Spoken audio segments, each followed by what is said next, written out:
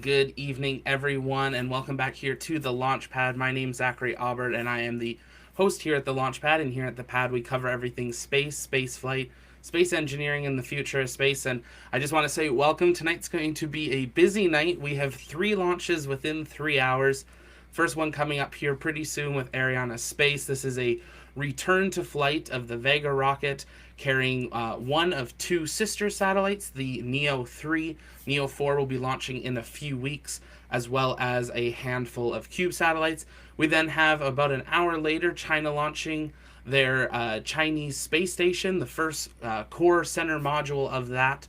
So a big step forward for them, and they'll be launching the other modules here in the near future. And then a couple hours after that, we have SpaceX launching Starlink 24, 60 more satellites up into orbit. They just had a successful extension of the from the FCC to continue their deployment and expand their constellation. So lots of things to talk about tonight. We're going to make sure we bring all 3 of the live streams up for you. Now, I will put it out right away. The Arianespace and the Starlink mission both will have English coverage. I am not too sure about the Chinese one. I believe it's Chinese, but we have some facts and stuff that we'll go over.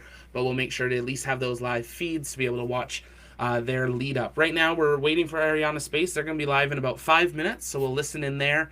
China will be going live in about 45 minutes, and SpaceX is just over the 2-hour mark until they go live with their coverage. So Arianespace is going to be launching from the French Guiana.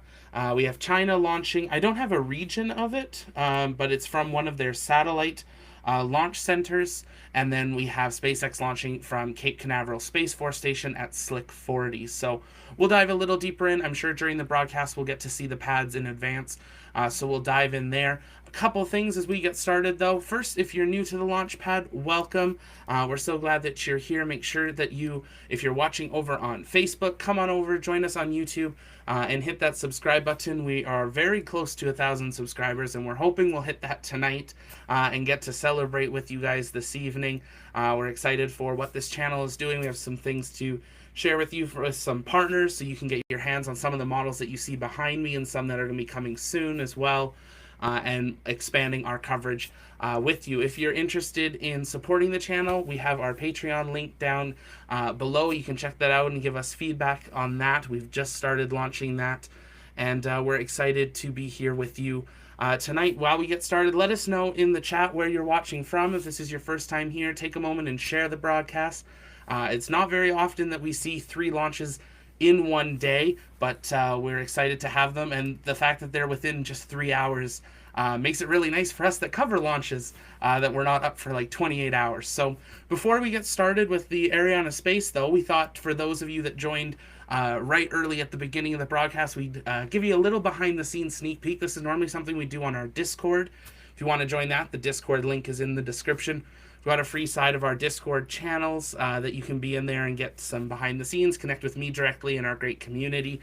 I've got an earpiece in right now that you'll see me probably adjust throughout the night. That's talking to one of our rooms in Discord, so you can even talk to me during that. But I'm going to pull up something here that one of our amazing Discord people and teammates, Marcus, has been working on.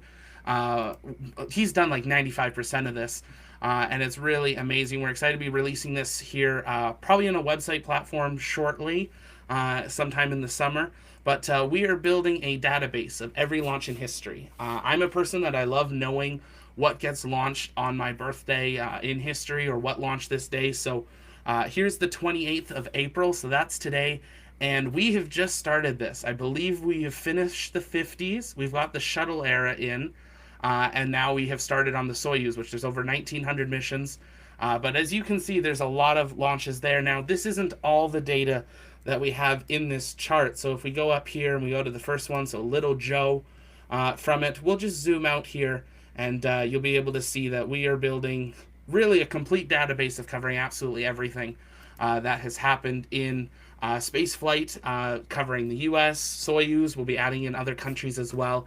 As we go. Obviously, we're adding in the 3 from tonight. That's why you see these 3 here. And Marcus is already in there, starting to fill in the data, tracking the booster numbers, the landing sites, all that information.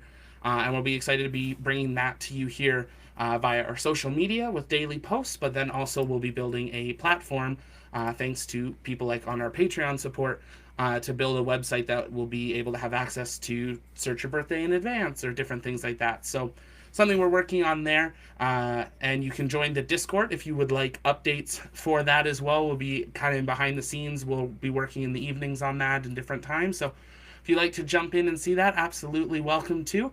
Love to have you there here. But we're just waiting on Arianespace to pull up their stream here for tonight. They're going to be starting here in about 2 minutes. And this is going to be a return to flight of the Vega rocket. It's going to be launching, as I said, the Neo 3 satellite from the French Guiana. The T0 time is currently targeting at 1:50 UTC. From it, it's going to be launching. The customer is the Airbus Defense and Space Intelligence, and it's launching from the ELV-1 Center Spatial Guyanais, I believe it is, in the French Guiana. The main payload is 750 kilograms, but the total payload with some of the CubeSats on board are 920 kilograms. Satellites will be going into a couple different orbits, so they'll be talking about that, I'm sure. This is not a recoverable rocket or anything there, so it will splash down into the Atlantic Ocean. This is the first flight of Vega in 2021. It's going to be the 18th Vega launch in history, 43rd launch from the launch pad itself, the 306th orbital launch from the Center Spatial Guyanais of any rocket type, so from that facility. And it's already the 35th rocket launch of this year. So really amazing how quickly things have been speeding up this year for launches. But we're going to quickly see who's here in the chat. Let us know where you're watching from as I get Arianespace pulled up here. If you have any questions, you can let us know about those in the chat. Just use the hashtag AskTLP. That'll make sure I see them. And if I don't see them, some of our mods will see them and make sure I get to your questions as well. And they don't have to relate just to the launch we're covering at the time. Any of the launches tonight, or if we're having a lull, ask questions about other things. Lots of exciting things happening in the space industry. I would like to take a quick moment and just recognize that we did lose a pioneer in space travel, Apollo 11 astronaut that we lost today. That really just set a standard and set the foundation for us to be able to dream of what space is here. Apollo 11 astronaut Michael Collins passed away. I believe it was through the night. His family announced it, and you've been seeing tributes. So we want to recognize that. He was part of that Apollo 11 mission. He wasn't the one that necessarily got all the fame and everything, because he wasn't the one that walked on the moon, but he's the one that piloted them to the moon, stayed in orbit around the moon, and then returned that crew back to the Earth safely. So a sad day for that. We've got only one Apollo 11 astronaut left with us, but we wanted to make sure we recognize that. But hello, we see Marcus, and we've got Rick in the chat, Gerardo, Mike, Michael, welcome, Monica. Good evening from Texas, James. Hello, welcome. Lots of people. We got Phoenix, Arizona. I'm in Canada. I see Mike, Alberta, Canada.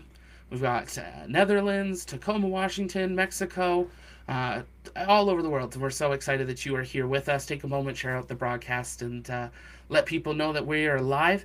We're just waiting for Arianespace to go live here. They were scheduled to start at pretty much any moment, and we will see what their coverage will be like today. But if you have any questions, let us know in the chat about that. And I'm going to pop up just so you have it. We know we mentioned it here, but if you need those social media icons of where you can find us. You can find us over on YouTube. So on YouTube, that's where we release our live launch and testing coverage like you're watching tonight. But we also release exclusive one-on-one interviews. We do news updates, flash news updates when big news kind of breaks, just like we do over on our Twitter. So you can follow us on Twitter. It's where we live tweet anything that's happening in the space industry as it happens and as I hear about it. Discord in the middle there. The link is down in the description, and you can jump on over to that. If you're on Facebook, we're on there as well. And then we have our Etsy shop. So that's one thing we want to mention. You can use the promo code LAUNCHDAY, and we'll have that active for today and for tomorrow, just for how these launches will overlap the switch in the daytime depending on the time zones you're in.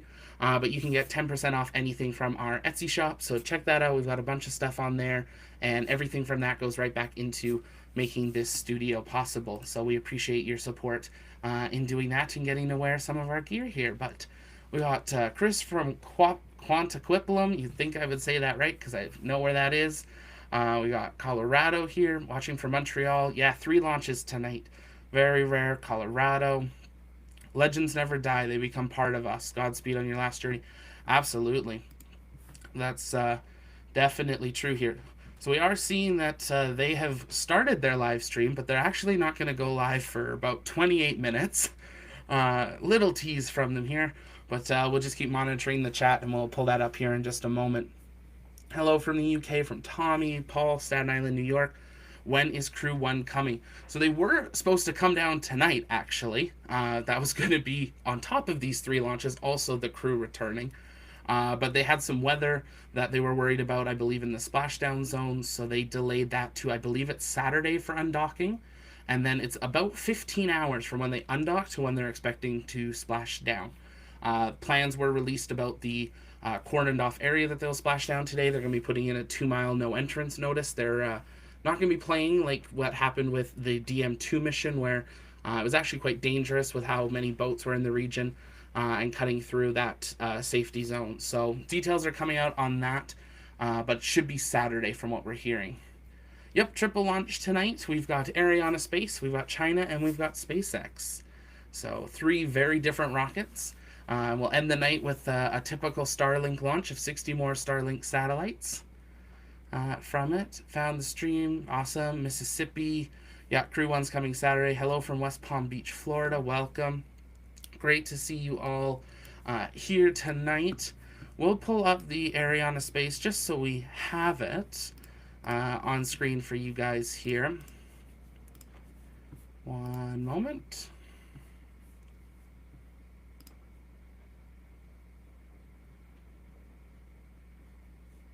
Actually sounds like they're doing some testing on the Arianespace. Ooh, not that window.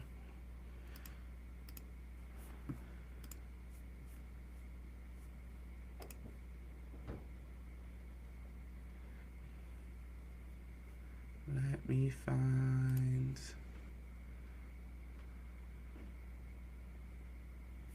We want this one.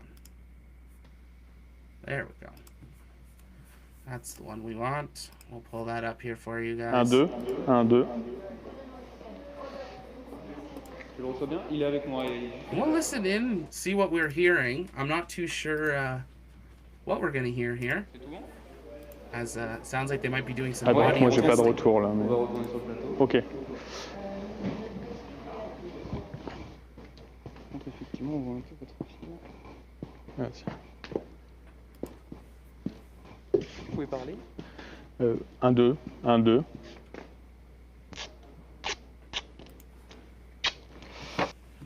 Well, we'll listen in on and off and hear what they're doing throughout the evening as they lead up to their launch. This should be the English channel that we have up, but it sounds like they're going to be doing the possibly in the dual language.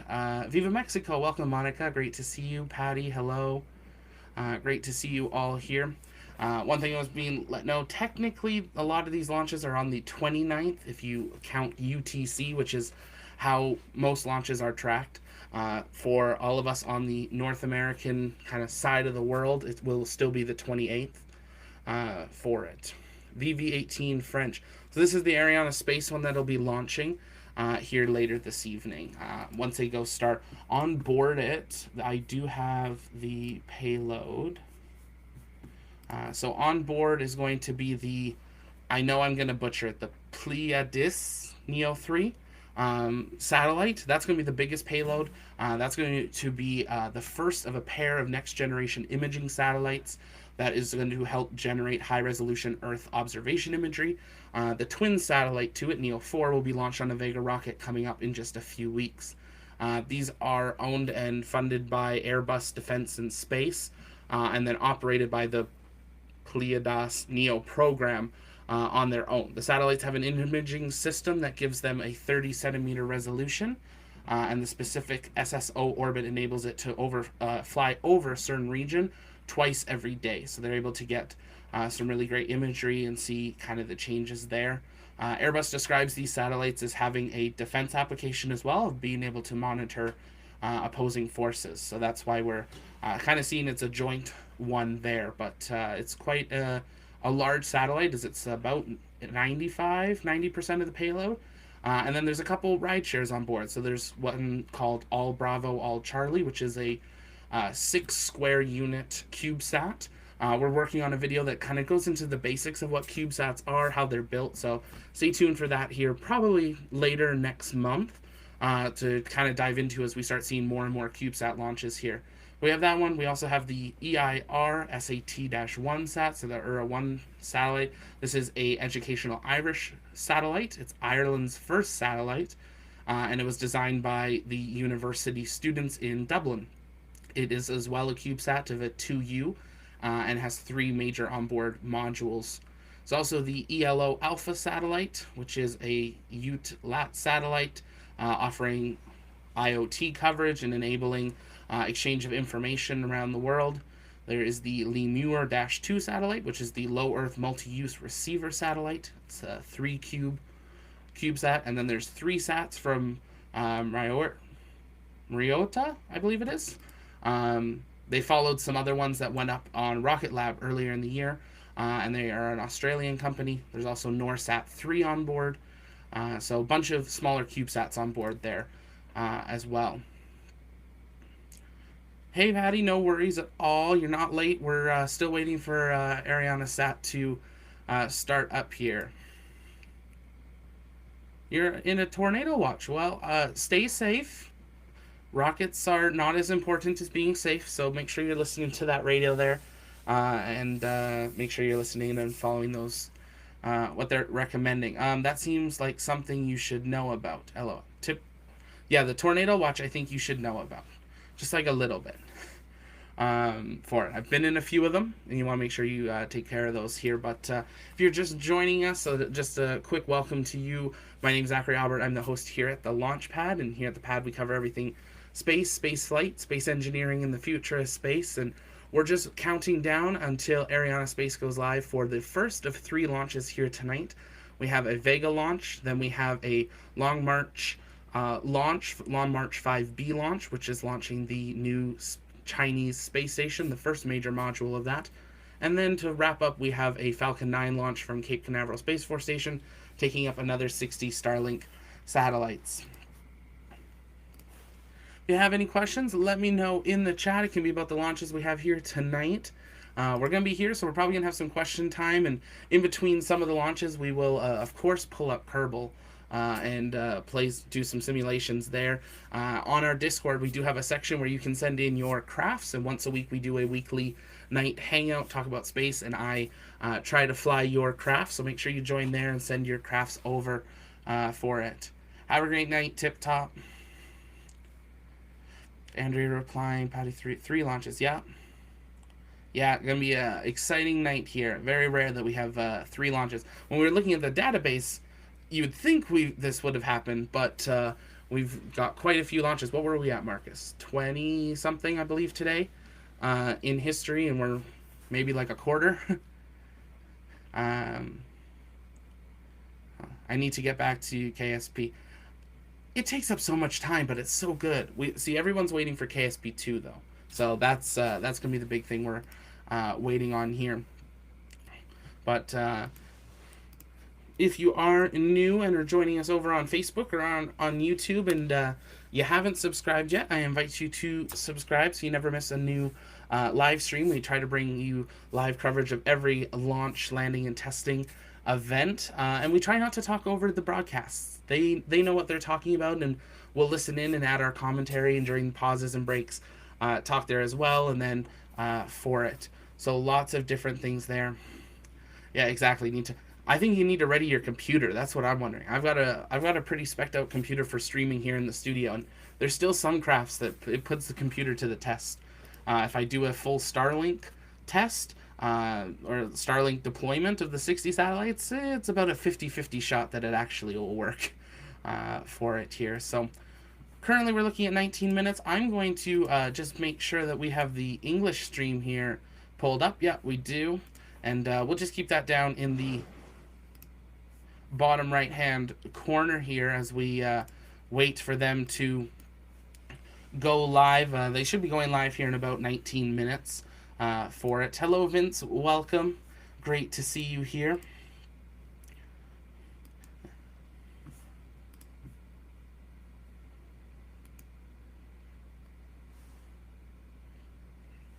Okay, so from our Discord, I'm talking with Marcus, who's working on the database as we speak. We've already got 25 total launches that have been listed on this date. Can you watch this on the TV or just live stream? Are they reusable boosters? Great question there, Brittany. Which were you wanting to, like, were you want to watch my stream on the TV? Or were you wanting to watch their streams? If you have like a smart TV and you can do YouTube, you can access that and watch my stream or their other streams absolutely on your TV. You should be able to do that. Are they boosters reusable? So the SpaceX booster is. So the third one that we'll be flying later tonight will be with the Falcon 9. The other two are not. They are, they do get just destroyed on re-entry or during flight for it. So they're not a reusable. SpaceX is really the only one right now that's a reusable. Rocket Lab's next one will be their second reusability test. And then we see things like New Shepard. That is reusable. I was thinking New Glenn. No, New Shepard. Is down there. So Arianespace. Apologize if I say that wrong. I'm going to say that also just as a preface for tonight.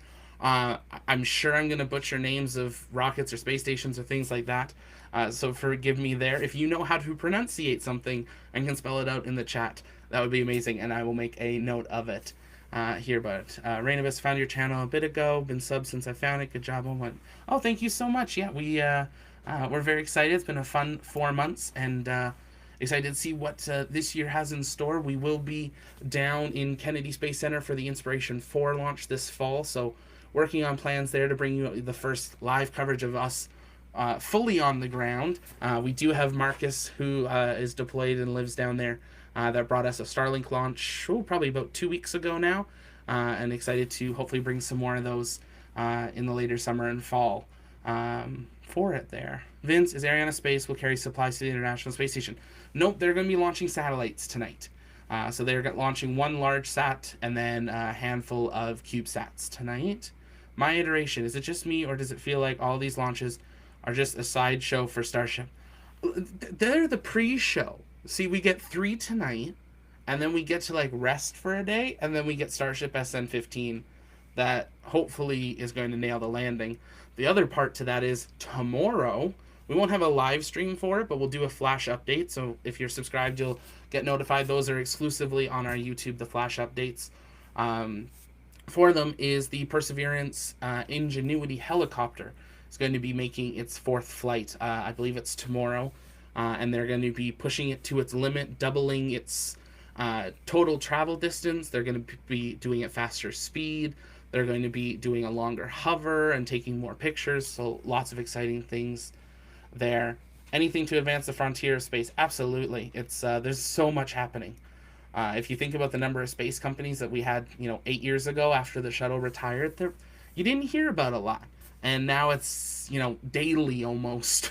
It seems there's a launch, or at least every couple days. Yeah, pre-show. That's what we'll call it. This is the Starship pre-show, and we will be live. I'm thinking Friday for Starship. If it's not Friday, it'll be Monday for it. We're waiting for the FAA to give their license. We did see TFRs and NOTAMs go into effect earlier today for the next couple of days. So we've been watching those and making sure that we have that available.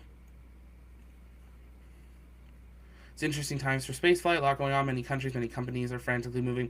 Absolutely, yeah. We're seeing a lot of private and a lot of actual government agencies as well, and a lot more partnerships there. And then, awesome. And then let's see here, Jonathan. Amazing time to be space. It is. The space shuttle. That was a time to be alive to watch, but this time it's way busier. So. Jonathan agrees. Yeah, absolutely. Weather looked better on Thursday. Yeah, the weather is something they're going to be watching, which is one of the reasons that I think maybe it'll get pushed till Monday, is because the weather. They don't do launches on the weekend. For which one will be your favorite launch? Tonight or in the next how many days? Tonight, See, they each have their own like historical thing. So Vega, a return to flight mission. China's launching a new, basically their space station. It's not an international space station, but it's a space station. That's exciting. The fact that we're going to have two functional and soon to be crewed space stations. We were looking this up last night during our kind of pre-show on Discord before we went live for our weekly night hangout.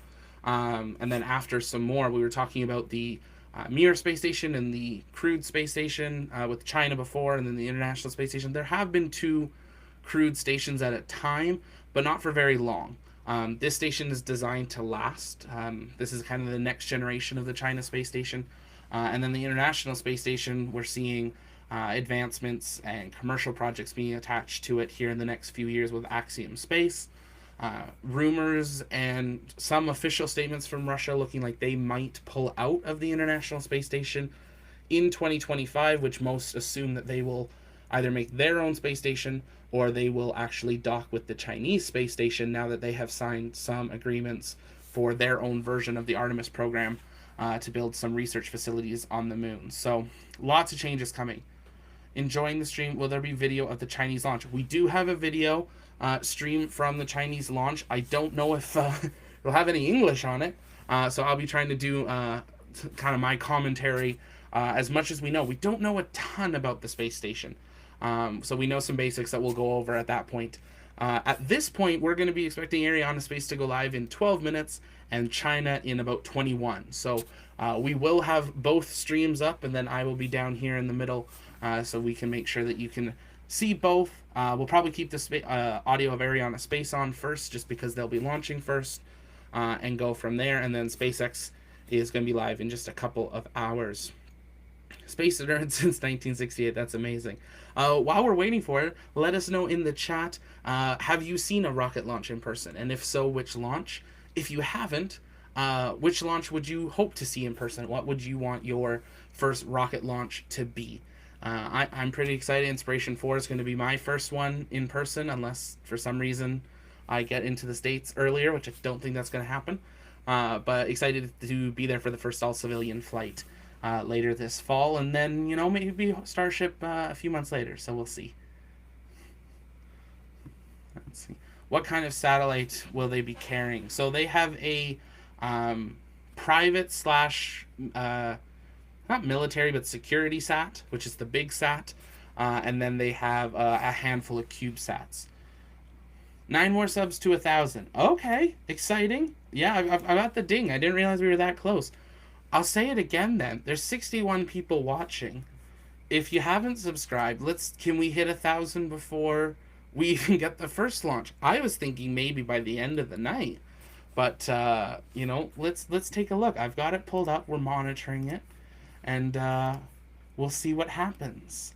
We're excited to be bringing you some, as I kind of said at the beginning of the stream tonight, some of the models behind us. I'm going to be doing some deep dive reviews on here in the near future, and we are excited to have some promo codes and sponsors of the show to be able to offer to you guys as well here in the near future as well. So once we hit that 1,000 mark, we can get some more things rolling, and excited there.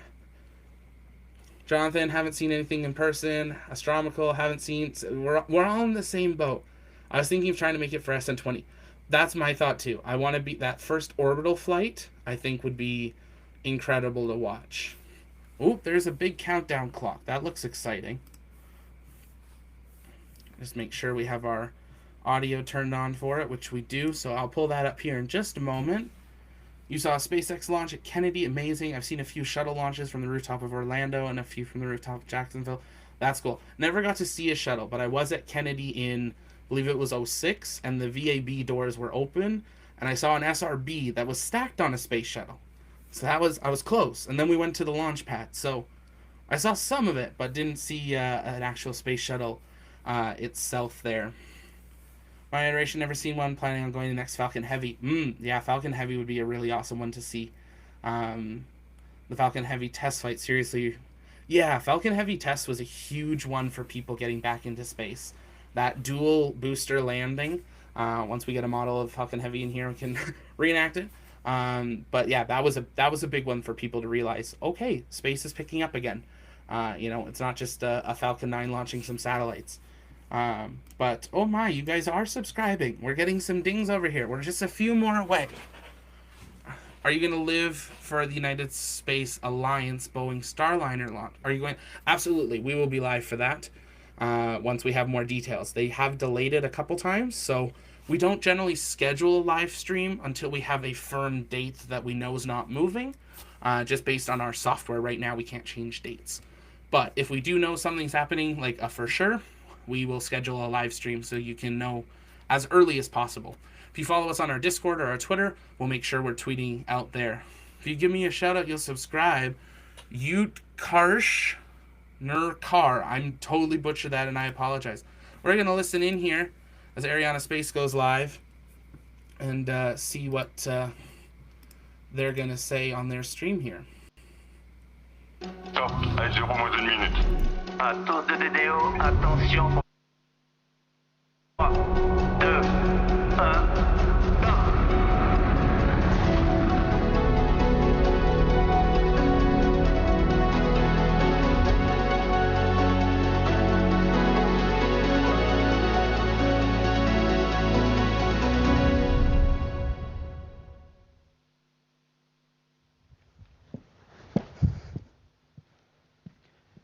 Good evening, good morning, wherever you are. Welcome to our live coverage of Flight VV-18, our first Arianespace Vega flight of 2021.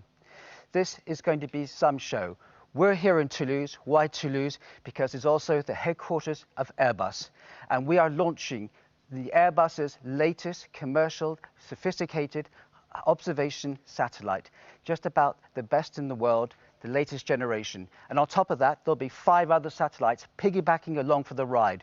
We'll be able to tell you about those as well, because I have with me in the studio leading experts. My guru to the right is Damien, and soon Raphael will be joining me on the left, who will be able to tell you everything you need to know about Vega, everything you need to know about the Airbus satellites, and how it'll impact you and our lives. Because of the studio, we can show you even closer the actual getting closer to the launch itself. And here, I want to show you the Vega launch right in your TV monitor, thanks to some of the animations we can do here. So let's have a look right now at the Vega launcher. There you go. We're going to be showing you animation like this throughout the night. It's really worth staying up for, as you get the amazing advice as well from Damien and from Raphael and from our experts from Arianespace in Kourou as well. So do stay tuned.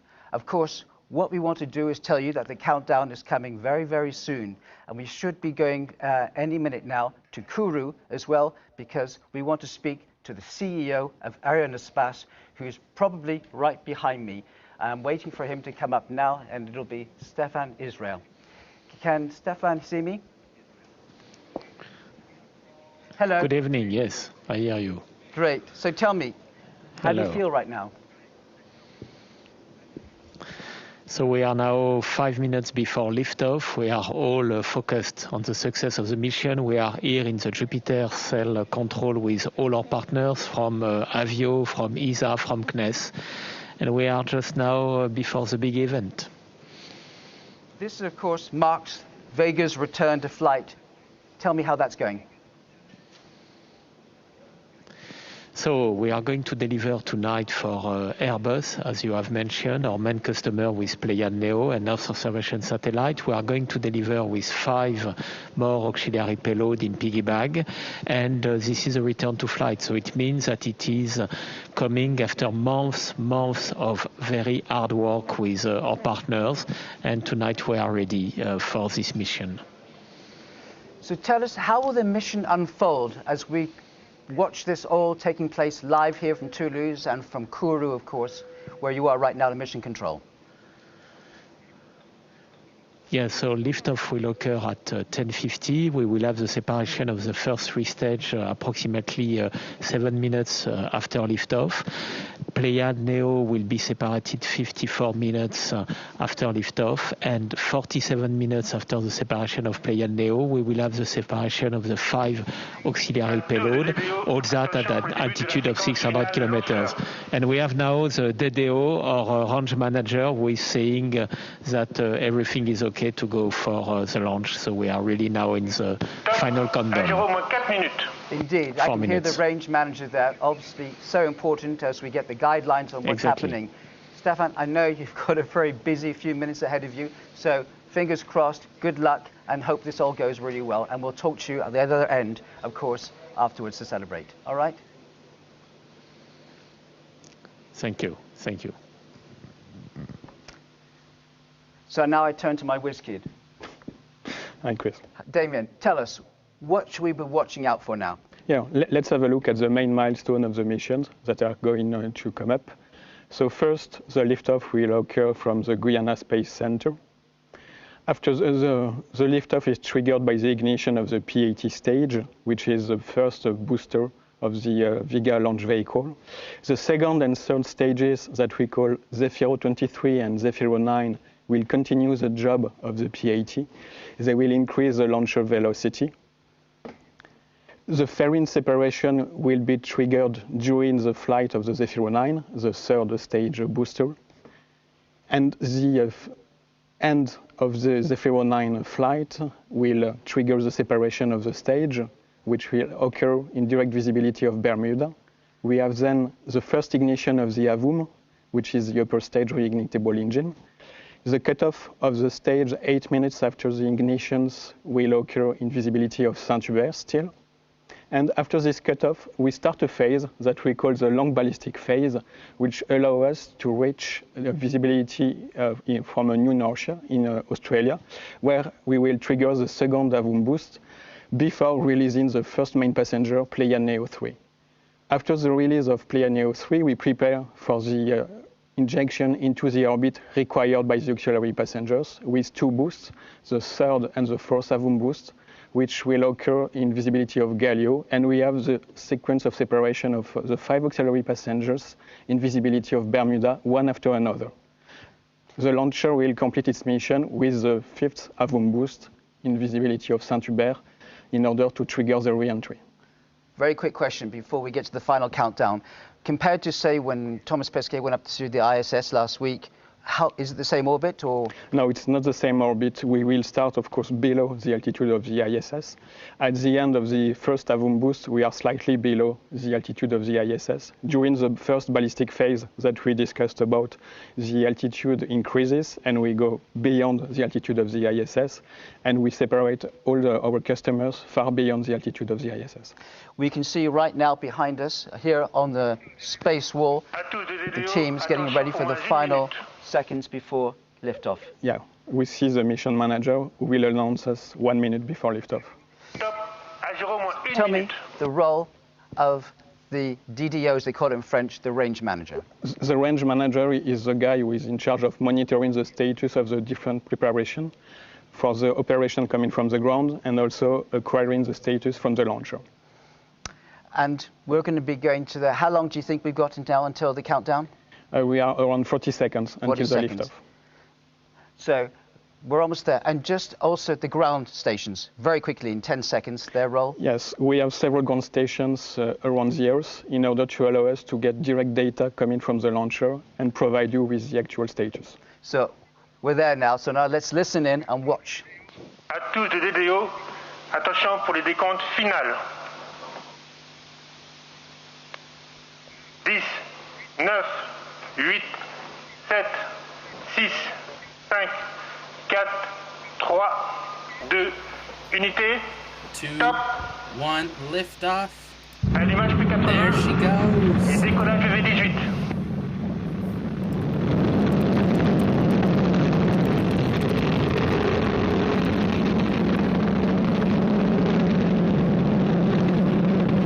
Fly, baby, fly. Yeah, it was a quick countdown there. Looks like a really good burn.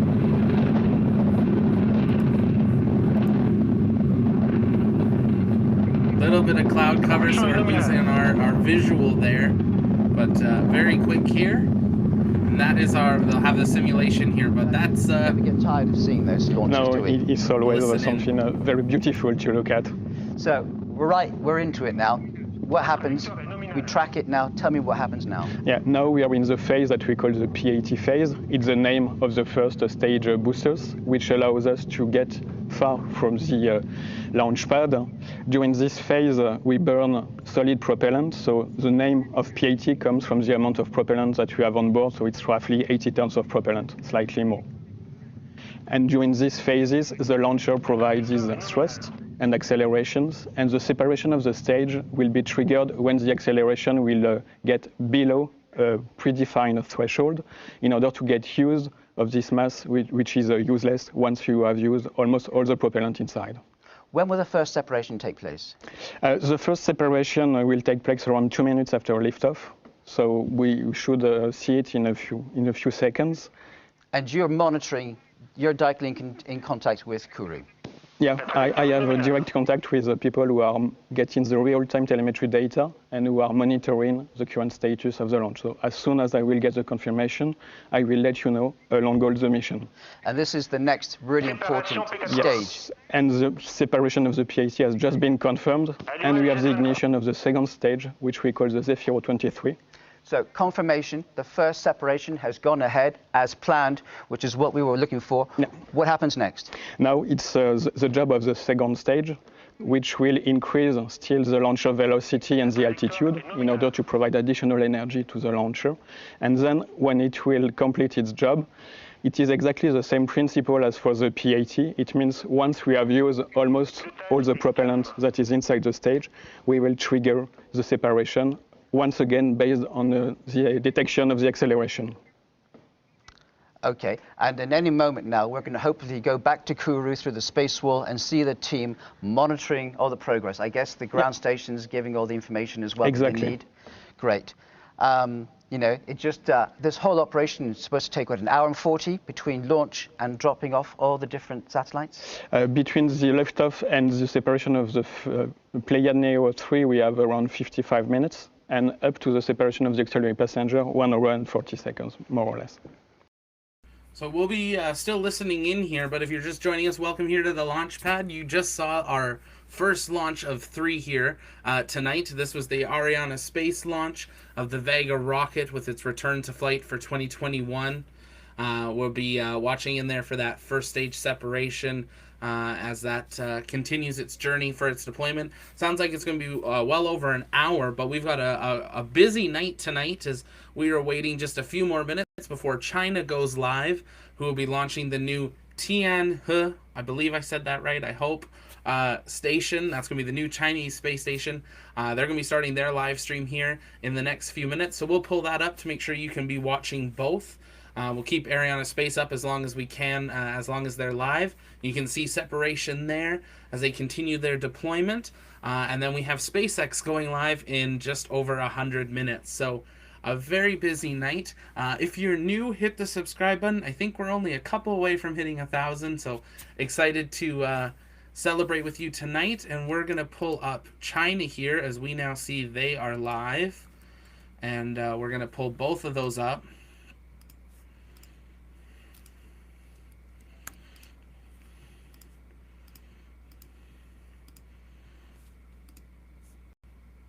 And we're going to listen back in Arianespace as I bring this up. The 4 stages, each playing a key role in the smooth execution of the launch mission. So the main stage that we see here is really the one who is going to put the Vega launcher out of the Earth to extract it from the gravitational effect of the Earth. You see also that there is like a conical interstage that is making the junction between the first stage and the second stage, which diameter is slightly reduced to 2 meters, and the first stage was 3 meters diameter. And then the third stage that just ignited, and it will do this for a couple of minutes, is there. It's 4 meters tall. And then, of course, right now, we saw that the fairing was separated in 2 halves. It means that we are beyond the limits of the atmosphere. We don't need the period. This mic back on. So, okay, things are moving around, but that's okay. Let's do this one and move me here. Learning our systems for it, but a couple of things happen there. One, China is live, so we now have our live feed of there, and we'll bring up that audio as we hear it start here tonight. Arianespace is continuing, so we're watching in there, but I have to change our overlays because I have to say thank you. I never would have expected the channel to have done this in 4 months, but we hit 1,000 subscribers, which is like really nuts. So thank you so much for you guys being here, for supporting the channel. It's overwhelming that, you know, we started this January 1st as just something love space that wanted to do and just share that passion, and it's been an amazing community. So thank you so much for being here. Share the broadcast as we celebrate. I'll bring it up a few times tonight as we see the number grow. I see it keep going up. Thank you to our Discord community who's been with me since the very early. Marcus, you have been here since like the very beginning when I started building the Saturn V for the studio, which is like one of our first streams. So thank you for being part of our team. But yeah, really special, and I'm so excited. So thank you. But we're gonna continue tonight. I'll read some comments here as we're watching Arianespace continue towards their fairing deployment. First of all, I want their studio one day. Like, if they ever need to like upgrade, I'll take it. I want those holographic displays. But thank you so much for the comments. Jackson, remember us when you're at 10,000. I will do that. Sounds like a plan.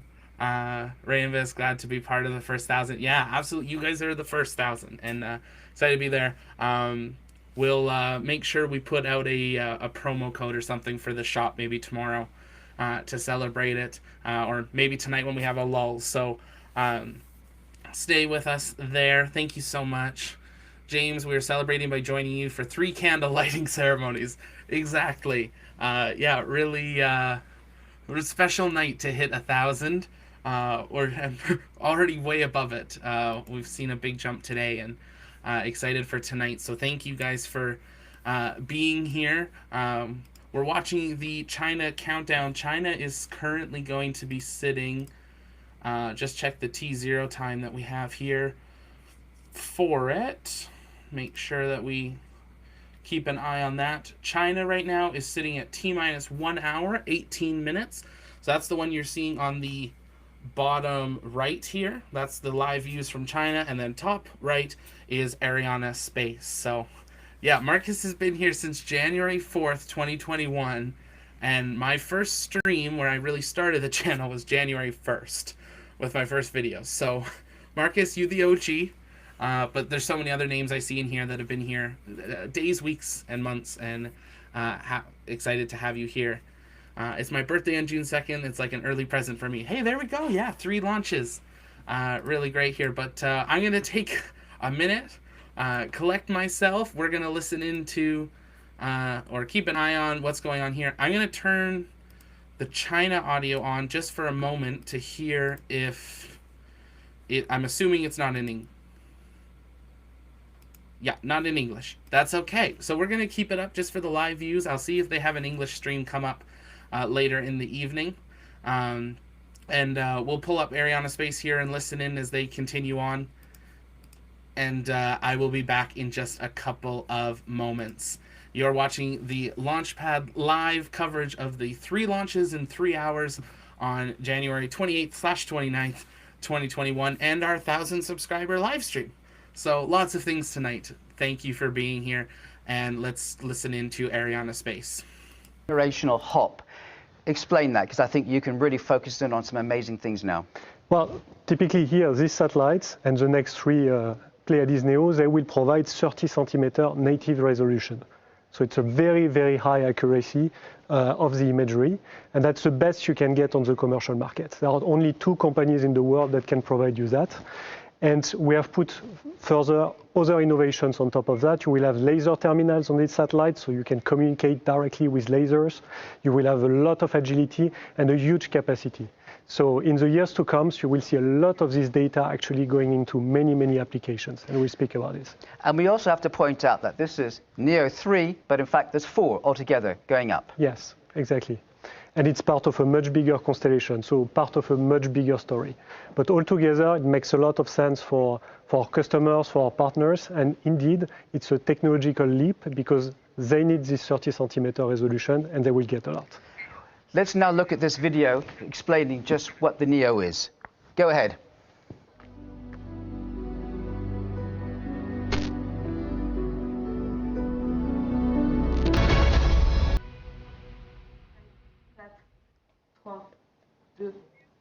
Spectacular. Now, at the beginning, I said this was a generational leap because you can do 30 centimeters, zooms in. You know, one key issue could be urban planning. As cities become megapolises and more of us move into towns and cities and become more dense, this kind of technology and what Neo can offer will be essential. That's right, Chris. There are many applications. Urban mapping is one of the key ones because of the density of cities, which is growing, because of pollution, because of many areas. Here you see one image actually, which is at 50 centimeter resolution, so previous generation. But you see a city with a lot of density, a lot of complexity, water, buildings, and many, many things. On the next page, you will see afterwards that we can play actually with artificial intelligence to get more data out of these images. This is what you see here. Okay, first of all, explain what are the different color codes. Obviously, I can tell a river. So, yeah, the river is in blue, obviously. In pink, you will see the buildings, so people living there. You will see in green the areas with vegetations, trees, and so on, and the roads, and many, many other things. What's important is that this type of map is very, very precise. So you can use it for many things which are important missions. If you have waters going up, a flood, for instance, you can really see and calculate what will be the impact on the buildings. If you want to change a bit the environmental impact on the city, you can work very precisely on your vegetation map and get also some monitoring out of that. Finally, maybe worth to mention, you can look at the economic activity. Here it's one map, but actually the satellites, they are coming and coming and coming, and they give you very precise information. You can look at objects, cars, people, and you can actually derive information from that. Question though, this is 30 centimeter. What is it until now?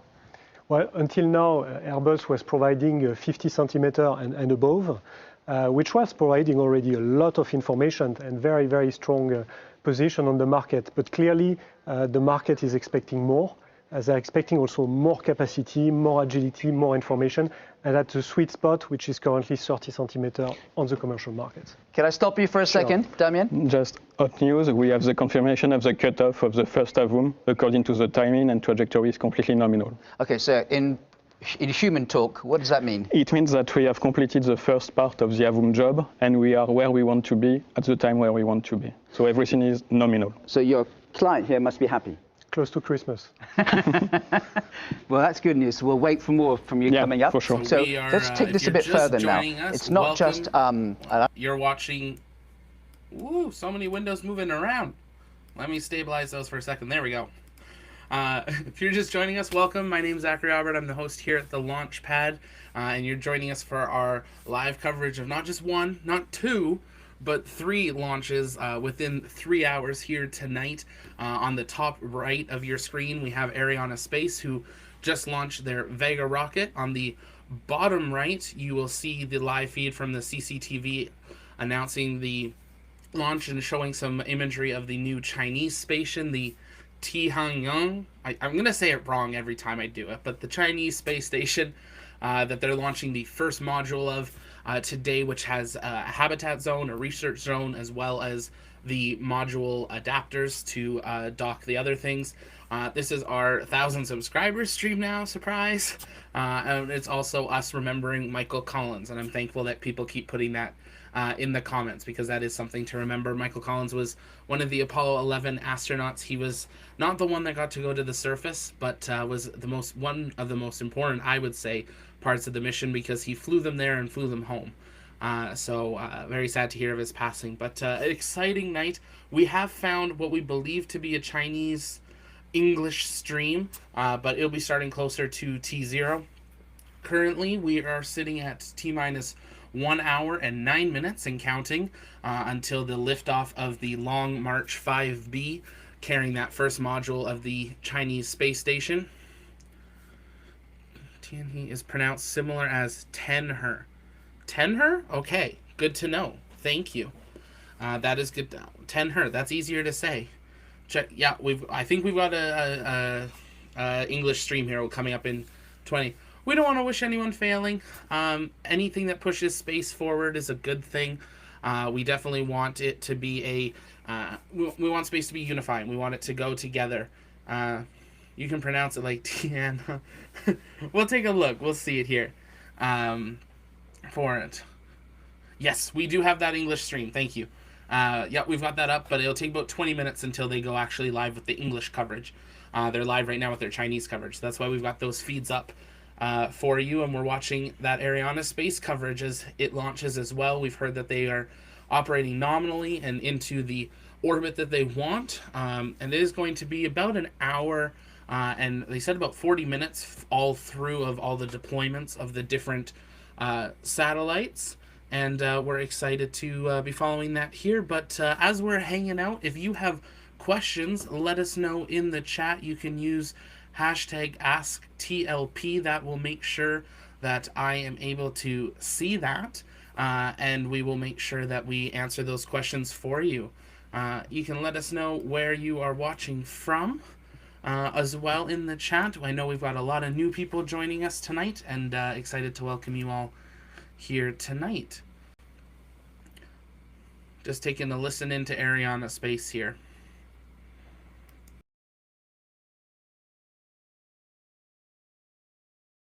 Damien. So Damien, do you have something else? Yeah, just to tell you that we have lost completely nominally the telemetry link, which is completely foreseen. So now we will wait for the next acquisition of the telemetry at the end of the first ballistic phase, and I will come back to you just when the telemetry will come back as well. Okay, come back with some great news, okay? All right, thank you. So now I would like to introduce Philippe Farm, who's head of Earth observation at Airbus.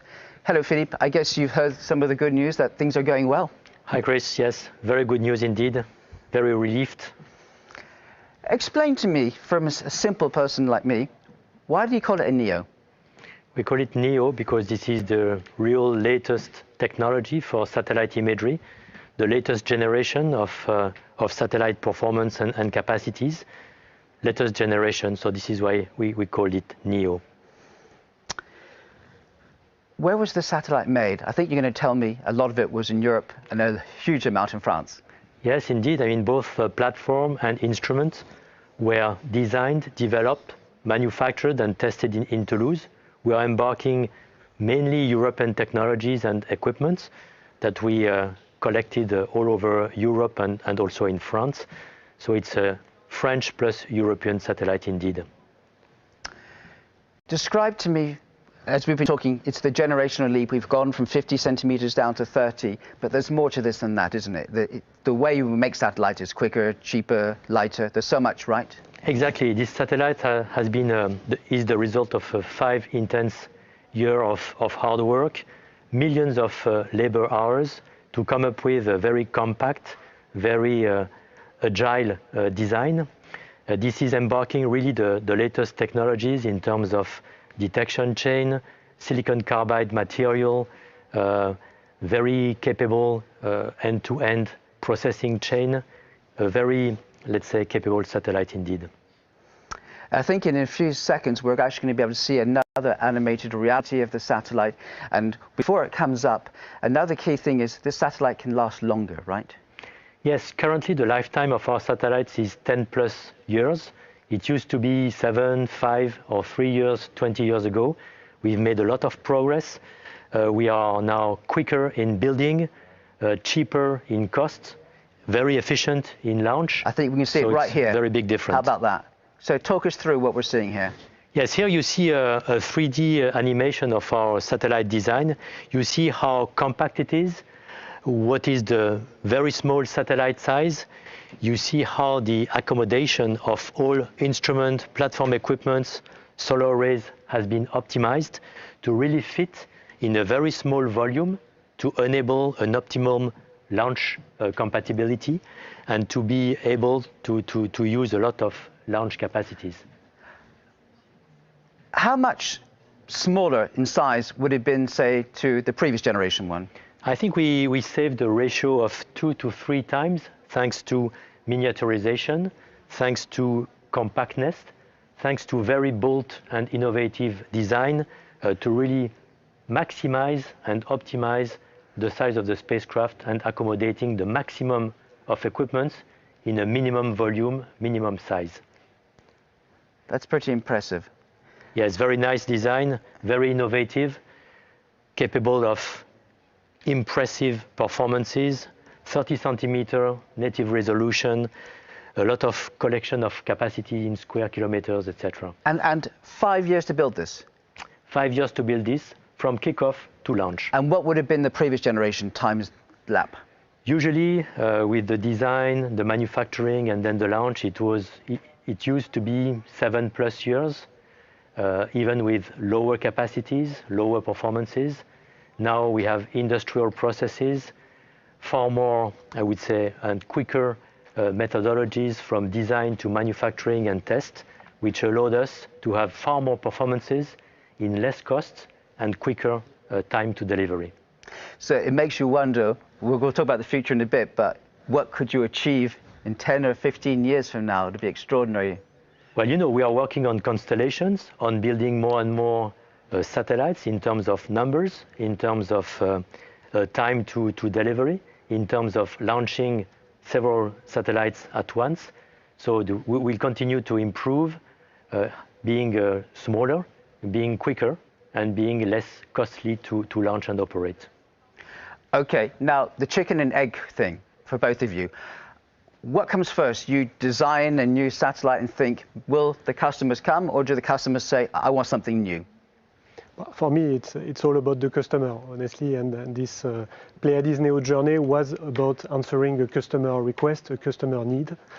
So we took all the efforts, all the knowledge we have from the last 25 years on this market and put it into these satellites. It's all about delivering to the customers. So let me get this right. The customer calls you and says, I want something newer, bigger, better, and then you call up Philippe and say, get it done.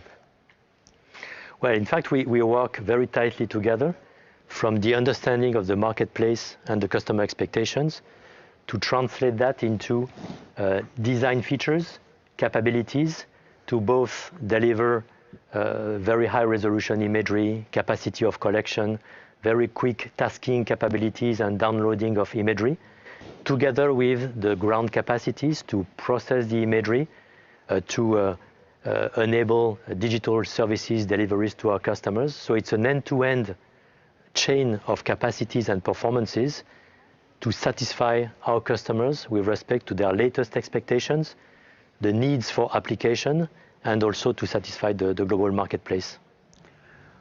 Without giving away any business-sensitive information, what kind of, I guess customers are already anxiously waiting for this to go up and use it. So what kind of things have they said they'd like to use it for without giving anything too sensitive? The typical customers, we'll have governmental customers for sure. But actually what was amazing in the journey of the last years is that it's more on the commercial market that we got the highest, I would say, appetite, especially to invest upfront. So we have already customers before the launch. So we have people who really believed into the quality, into the performance of what we deliver before seeing the images. And that's great. That's a great comfort. And now we will work on the next phase of customers, governmental, commercial, non-governmental. It's really plenty, thousands of different customers who are interested. If I'm a new customer who, I'm liking what you're telling me, so I want to get some photos from you. I've never reached out to Airbus. Is there a number I call? How do I get in touch with you and say I want some photos? It's a good question. There are different ways, and it's constantly evolving.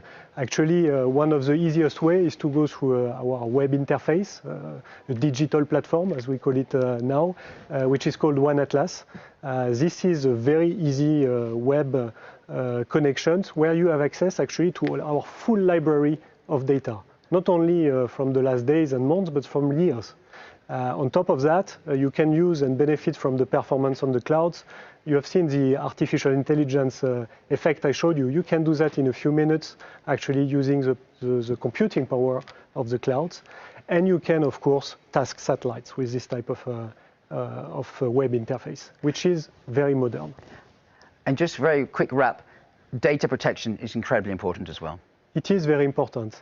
It is very important, and especially for some of our governmental customers. So it has been always at the core of our work and of our systems. And you were asking me on the way to get access to the data. Actually, some customers need also a direct access. This is why we have teams all around the world who are also able to interface with the customers directly and take care on their special needs.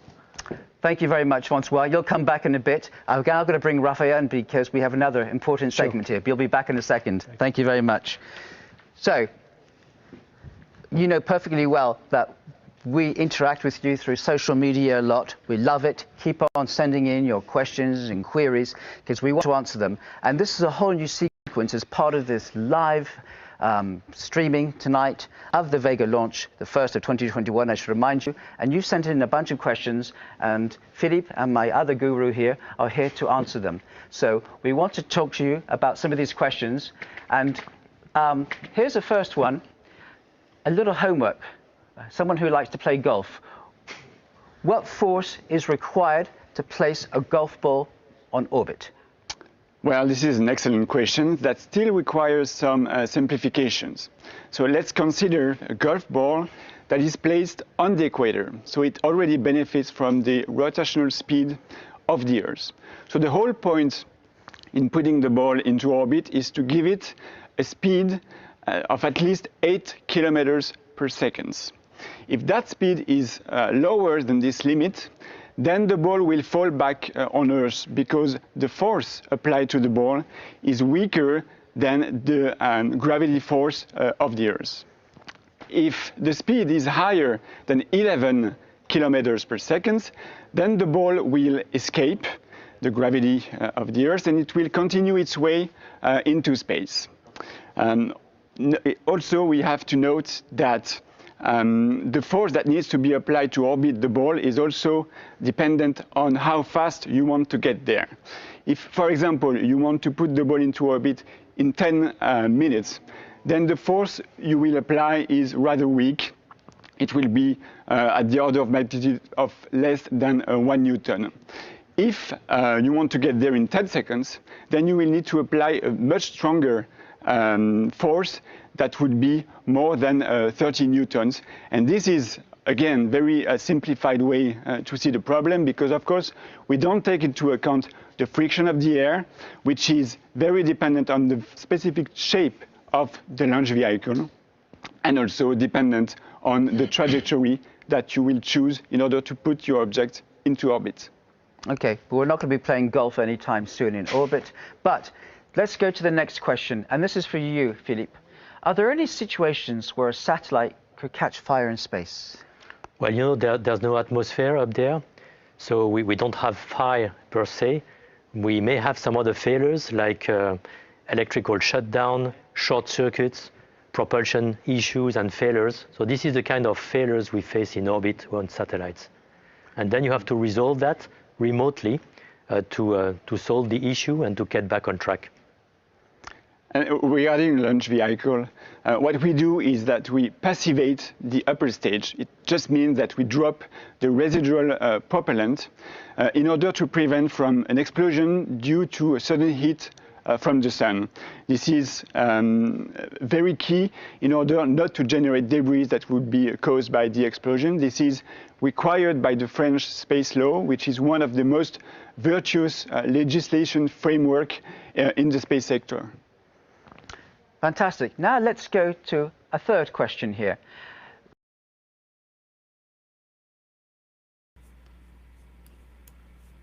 some quick movement around there, but we're back. We're keeping an eye on their questions here, but thought I would just jump on very quickly again. And first, again, thank you for the 1,000 subscribers. Very exciting night, and we'll be celebrating that through the night here with some things. But also, just to recap, if you're just joining us, welcome. My name's Zachary Albert. I'm the host here at the Launch Pad. Here at the pad, we cover everything space, space flight, space engineering, and the future of space. And we're just monitoring as the China English feed will be starting here in just a few minutes. And we'll be bringing that to you. But right now, on the top right of your screen is the live feed from Arianespace, who just had a successful launch about 32 minutes ago and has had a successful staging a few times and are currently working towards their payload deployment of their one large sat and then a couple of CubeSats.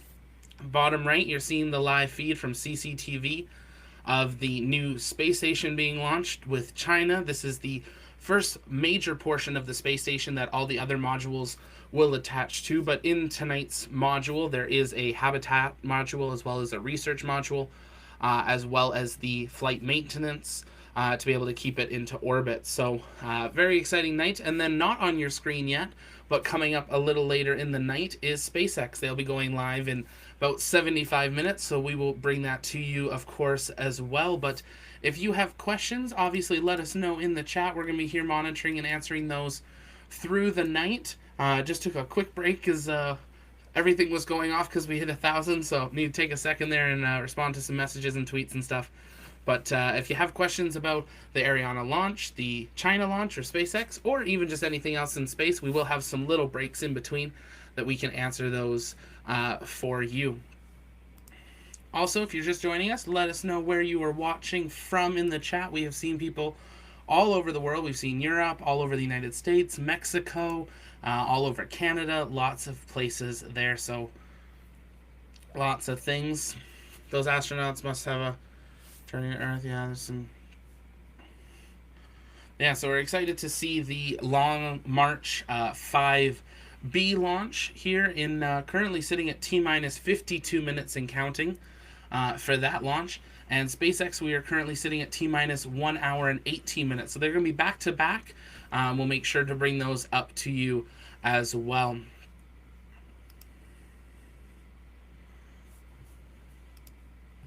If you are new to the launch pad, we'll just bring this up here really quick for you. Do have a few different places you can connect with us for social media. We go live on YouTube all the time for our live launch, landing, and testing coverage. But we also do one-on-one exclusive interviews and news updates and news flash updates. We only go live on our Facebook for our live launch coverage or special events. So if you're watching over on YouTube, come join us over on Facebook and make sure to hit that subscribe button so you never miss a new video. Well, answering a few questions here. Did they fail again with the Vega? Nope, they have had a successful launch with Vega. It is in orbit and is currently making its way to its payload deployment locations. It does have a few different payload locations. On the top right screen, you can see that little white bar on the bottom. That's currently tracking to the first deployment and the second deployment. Yeah, never before 3 major launches in 3 hours. Best wish to all. Absolutely. There have been days we've had them. I don't believe we've ever had 3 full, like, major launches. Like, normally it's like a SpaceX and a Rocket Lab or something, or a test of Starship and a Falcon 9. But 3 large launches in 3 hours is very busy for space, but also very exciting as it's setting a standard of, we're hoping to see Starship, doing Earth-to-Earth transport, as well as seeing the New Shepard with the capsule there for suborbital flight. So lots of things here. A couple people from Toronto, hello, I feel for you. I'm in Edmonton. I know you guys are a little worse than us right now for the fun times we're all going through around the world. Keep hoping you guys are staying well. Around 50 minutes to China launch. Yep, we're at T-minus 50 minutes. We're going to be pulling up that China feed here in 2 minutes. When is it going to dock? So nothing's going to be docking tonight. Arianespace is deploying some satellites. The China launch is releasing to orbit the first module of the new space station. And then the SpaceX one is releasing 60 Starlink satellites. So the China space station is setting the thing. We will have some more launches here over the coming weeks and months of the other modules, and then we will see docking. So make sure you follow us over on our Twitter at TLPN_official. That's where we live tweet late breaking and updating space news as it happens through the day and as we hear it. So follow us over there and you'll be able to know when they are going to be going for docking there. Is it just a coincidence they decided to do it on the same? Yeah, it is. Yeah, there's no real reason, just when things lined up. Starlink was delayed. It was supposed to be yesterday. Coincidence here.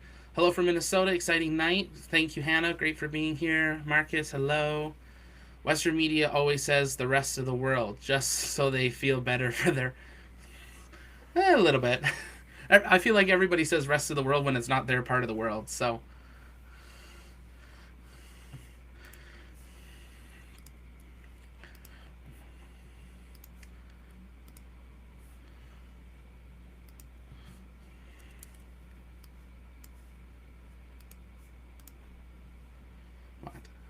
We're just waiting for the China English feed to go live here, so you'll bear with us when that feed drops away for just a moment, and it will be back here very shortly. So the payload currently on its way to orbit with the Arianespace launch, which is in your top right corner, was a launch of a large satellite for Airbus, and then some small CubeSats, about 6 CubeSats that were being deployed.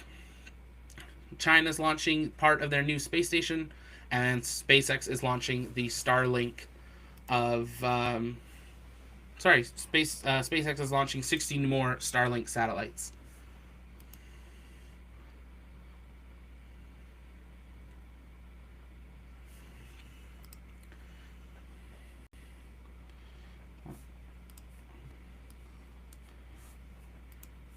Some great questions. If you have any more, definitely let us know in the chat. Correct, it is a very heavy payload. 22 tons, getting very close to that limit of the Long March 5B. If you are new, make sure to hit the subscribe button. We just passed 1,000 today, and we're well on our way to 1,100. So hit that subscribe button and stay with us. It's a big support. If you want to help support the channel, we do have our Patreon link in the description as well. I know it's a hard time, so if you would like to support, that's a great way you can do it, but it's definitely not expected. And we're gonna just pull China down here as we now have the English stream available. And we'll be listening in to that.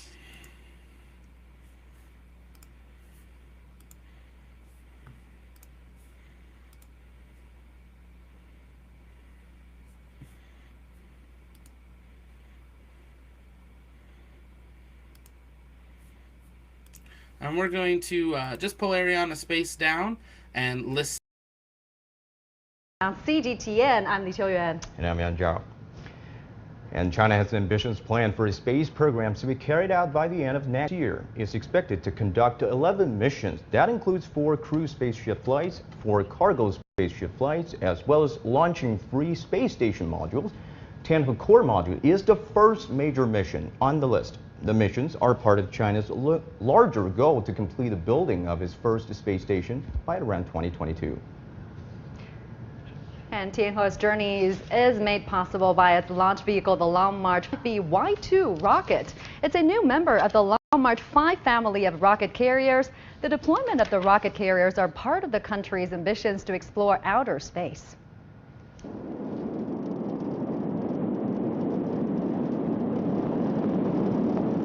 This moment took nearly 10 years. The Long March 5B project was officially approved in November 2011 to undertake the task of launching modules of China's planned space station. From its preliminary development stage, it moved into trial development stage 7 years later. The Long March 5B Y1 passed factory evaluation in January 2020. On May 5th, it successfully lifted off from the Wenchang Space Launch Center in Hainan Province. In February this year, development of the Long March 5B Y2 was completed and delivered to Wenchang.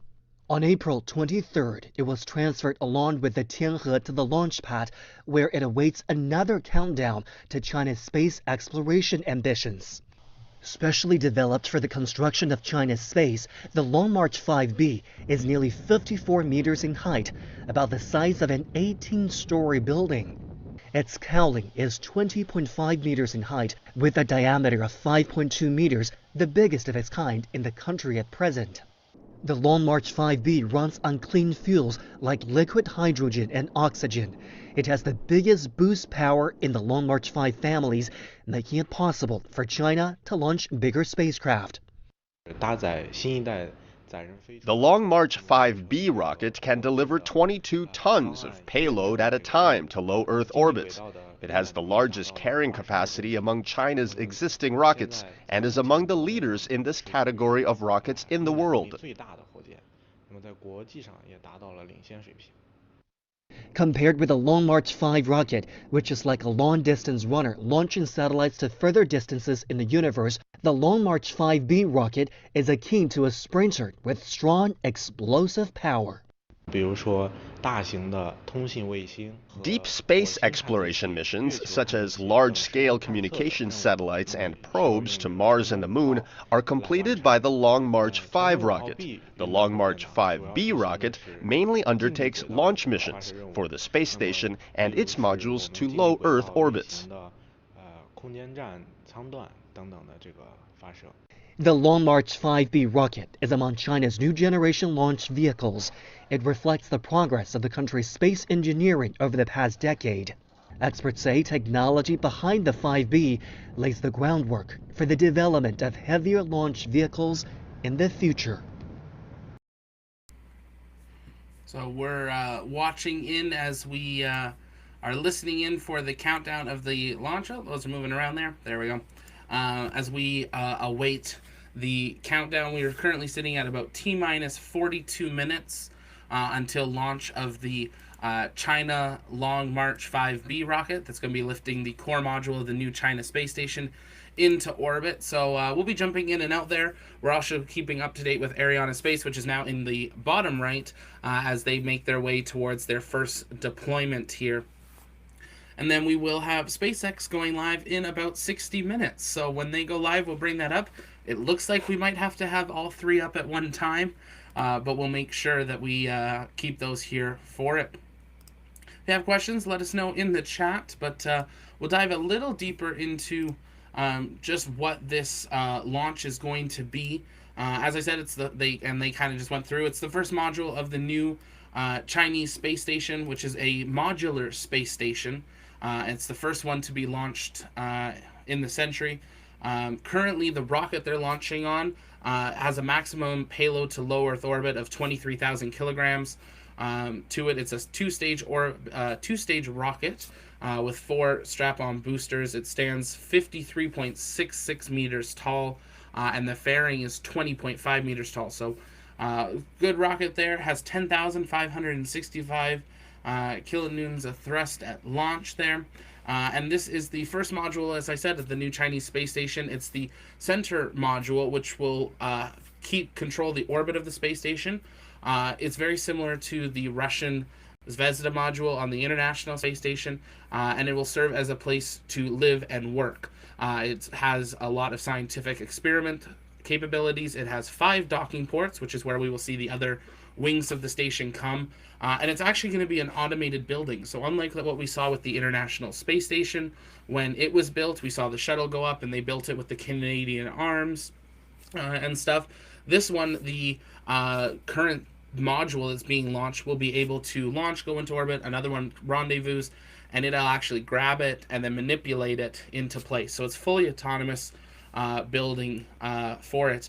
The station will be 14.1 meters long. It's got a diameter of 4.2 meters and will weigh 22 tons.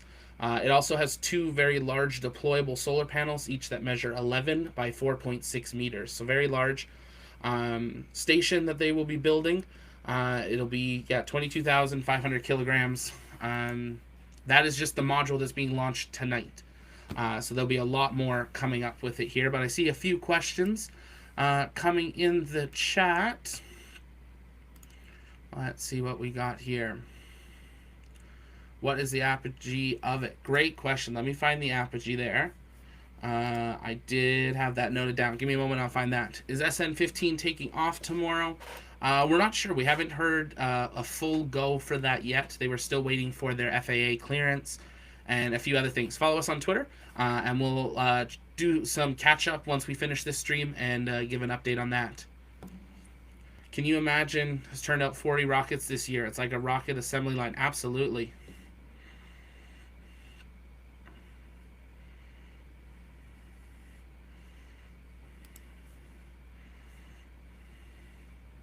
Thank you. So the apogee and for the station is going to be 270 kilometer. Sorry, say that one more time, Marcus. 370 kilometers. 230 miles. 370 kilometers, 230 miles for the new station. If you're wondering why I keep adjusting my earpiece, if you're on our Discord, you can join our behind the scenes call, and we have some of our team on there. And if I don't know a fact quickly, normally one of them do. We pull that up for you. SN15 will hit a landing, and you'll become legend on SNL. I mean, that would be perfect. You land a rocket, and then you host Saturday Night Live. What else will you do for it? We do know that Patrick Stewart is not dead. That is a hoax for it, so we're gonna not focus on that. NASA would love to work with. It's the U.S. Yeah, lots of different things with the governments for it. Greetings from Mexico. Welcome. Yeah, absolutely. It looks like the weather is not too good there. It is hazy. I mean, we do have to remember that it is China, so we'll be doing that. Dude, you should use Super Chance. Well, Super Chance. Well, thank you, Johnny. I appreciate that. We technically just started to qualify, so we hit the 1,000 subscribers. We need to do that. We need a few more watch hours. And we'll be able to turn that on that if people would like to support in that way, we will have that as an option. Or we have Patreon, or if you'd like to do something now, just send me a DM on Twitter or something and we can do some sort of other system then. But we'll have that in the future as an option if people would like to support. 100% of everything will be going into expanding this and getting us the equipment so we can be on the ground. Whether it's I'm on location myself or we have Marcus in Florida. We want the launch pad to be a community of people. So if you are passionate about space and live near a launch pad and are a photographer or videographer, or maybe you're an aerospace engineer or something like that and want to help do videos or coverage, let us know. We'd love to build this community and go from there. If you're new, also let us invite you to subscribe, join us over on Discord, and follow us on Twitter here. So we're keeping an eye on the countdown here. They don't have a countdown clock on the China feed, but we should be sitting at about T-minus 36 minutes and 30 seconds and counting.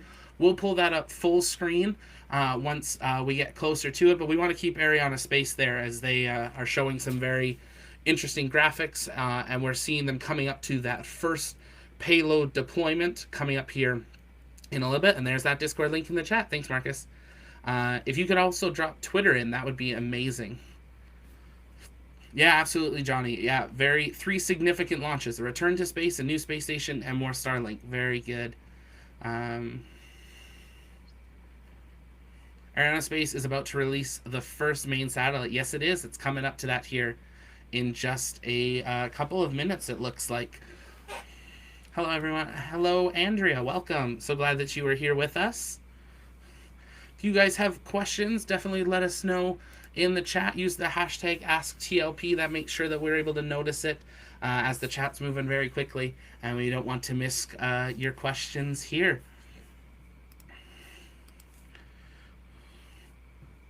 Absolutely there, C. George. 100%. I started off the broadcast with that, but exciting day for us to hit 1,000 subscribers, but it's also bittersweet as we did lose Michael Collins, the Apollo 11 astronaut. And we are very thankful for the foundation that he and those other 2 astronauts made, even though they were the ones that got a lot of the fame and he didn't. He was very mission critical to that and set a foundation that the rest of us can dream of going to space. That rocket behind me is what kind of started all of what we're seeing really now with Starship and everything. So important to remember it. Charles from Texas, hello, welcome. Great to see everyone here tonight. Oh, that's a great idea, Jackson. I actually really like that idea. Marcus, can you make a note of that? And maybe we'll, if you guys follow us over on Twitter, we'll start up something there to rename the Gateway Station Collins Station, or at least rename a module of it or something. That's a really neat idea. Look at the countdown. Jackson, you're late. That's all right. Collins lived to me. Yes, he did. He was 90 or 91. I believe he was 91. And unfortunately died from cancer. So, something important to still be fighting for. The countdown is at 00410. Janice, make sure on the timeline that it says live. You might be a few minutes back. If you click live, it'll jump you forward. That countdown that you're seeing on the screen down here on my bottom right, that is from Arianespace. That's counting up. That was count up from launch. So they launched 53 minutes ago. So it might be that you're seeing there. The view on your top right is the Wenchang. That's in China. That is showing us a live view of the Long March 5B rocket as it fuels up and prepares for its launch. Yep, we're going to pull up Arianespace here and watch in as they go for their deployment here. So let us listen in to them. I want to bring in back once again our colleagues from Airbus who are going to come in, Francois and Philippe. Well, your smiles are getting bigger and bigger. Yes, of course. Watching the ballet. So in any moment now, you should get confirmation, is that right, Damien? That yes, I have not yet received the confirmation, but as soon as for sure, I will share it with you directly. That the satellite should be into orbit soon. I mean, this must be a real sigh of relief because you've been working on this for 5 years with your 1,000-strong team as well, right? Yeah, and it's really, honestly, it's their success. Huh? It's their success, and I know all the emotions of the people all over the world. We have people watching from the US, from Asia. Hang on. I have very good news to tell you guys. The separation has been confirmed. Great. Congratulations. Bravo. Excellent. Very big success. Thanks. Indeed. And I think we'll be crossing over to Kourou very soon. Yes, so, look at that. There's the Kourou team there. Can you see them? But there's still other satellites we have to put into orbit as well. Yeah, the job is not completed for the launcher. We will have to prepare for the next steps, but we will discuss them in details after. So now let's go back to the space wall and we can go to Kourou and we can see the scenes there as your satellite is pretty much in position and your next step is looking at getting access to the data, right? Yes, That's exactly. the crucial thing. Let's see if we can see Kourou here on the space wall, because I think you'd probably like to maybe even share some comments with them or to congratulate them. Can we see Kourou any moment now as they celebrate over there? But anyway, until we do, your quick thoughts right now on behalf of Airbus. Here we go, by the way. Until they come, I think really I'd like to thank Arianespace, Vega. I think it's a great success. It was a return to flight, as you said, and I'd like to thank again the full team of Airbus. That's the main thought coming to my mind. Okay, Stefan. I've got Stefan Israel here, the CEO of Arianespace, more relaxed than he was earlier before the launch. Your thoughts?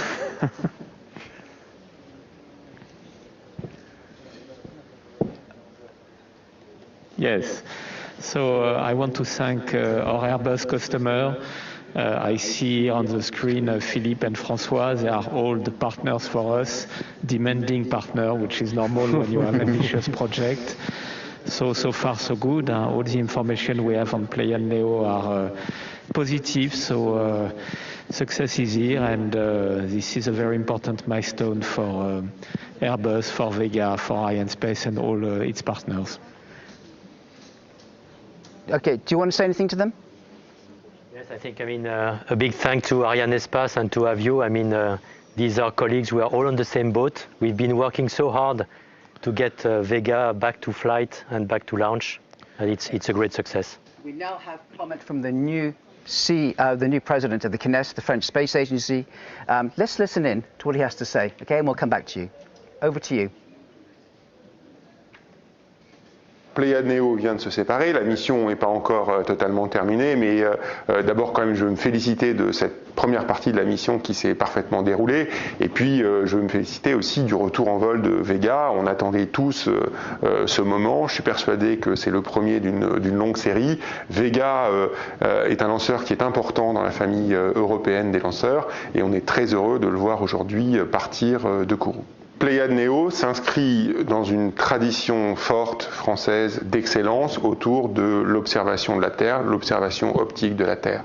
Pléiades Neo, c'est la grande famille des satellites avec Spot, avec Helios, avec Pléiades évidemment, et puis avec les satellites militaires aussi d'observation de la Terre. Le CNES a joué un rôle absolument majeur dans cette grande aventure, rôle technique évidemment, en travaillant directement sur les premiers satellites, et aujourd'hui Pléiades Neo, c'est un satellite qui est financé à 100% par des fonds privés. Et on voit bien à travers cet exemple que le CNES... I don't want to interrupt him, but we can't understand him.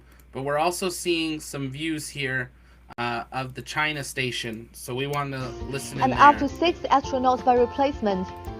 Tianhe, along with its Long March 5B Y2 carrier rocket, has currently been transported to China's Wenchang spacecraft launch site in Hainan province. And it's all set to kick off its journey into we're just space. past the T-minus 27 minutes and counting until the launch of our And for those of second you launch who are for here joining tonight. us just now, you're now watching our special coverage of China launching the core module of its space station. That was a shot of the command center showing you the humidity, the weather of today, and this is a great view of the rocket we're launching today. The rocket was especially developed to launch the space station modules for China, and today it's about to launch the 22-ton Tianhe Space Station core module into the space, and we call it the Chubby 5 or Pangwu in Chinese because of its size. It's a heavy lift launch vehicle. Like that nickname.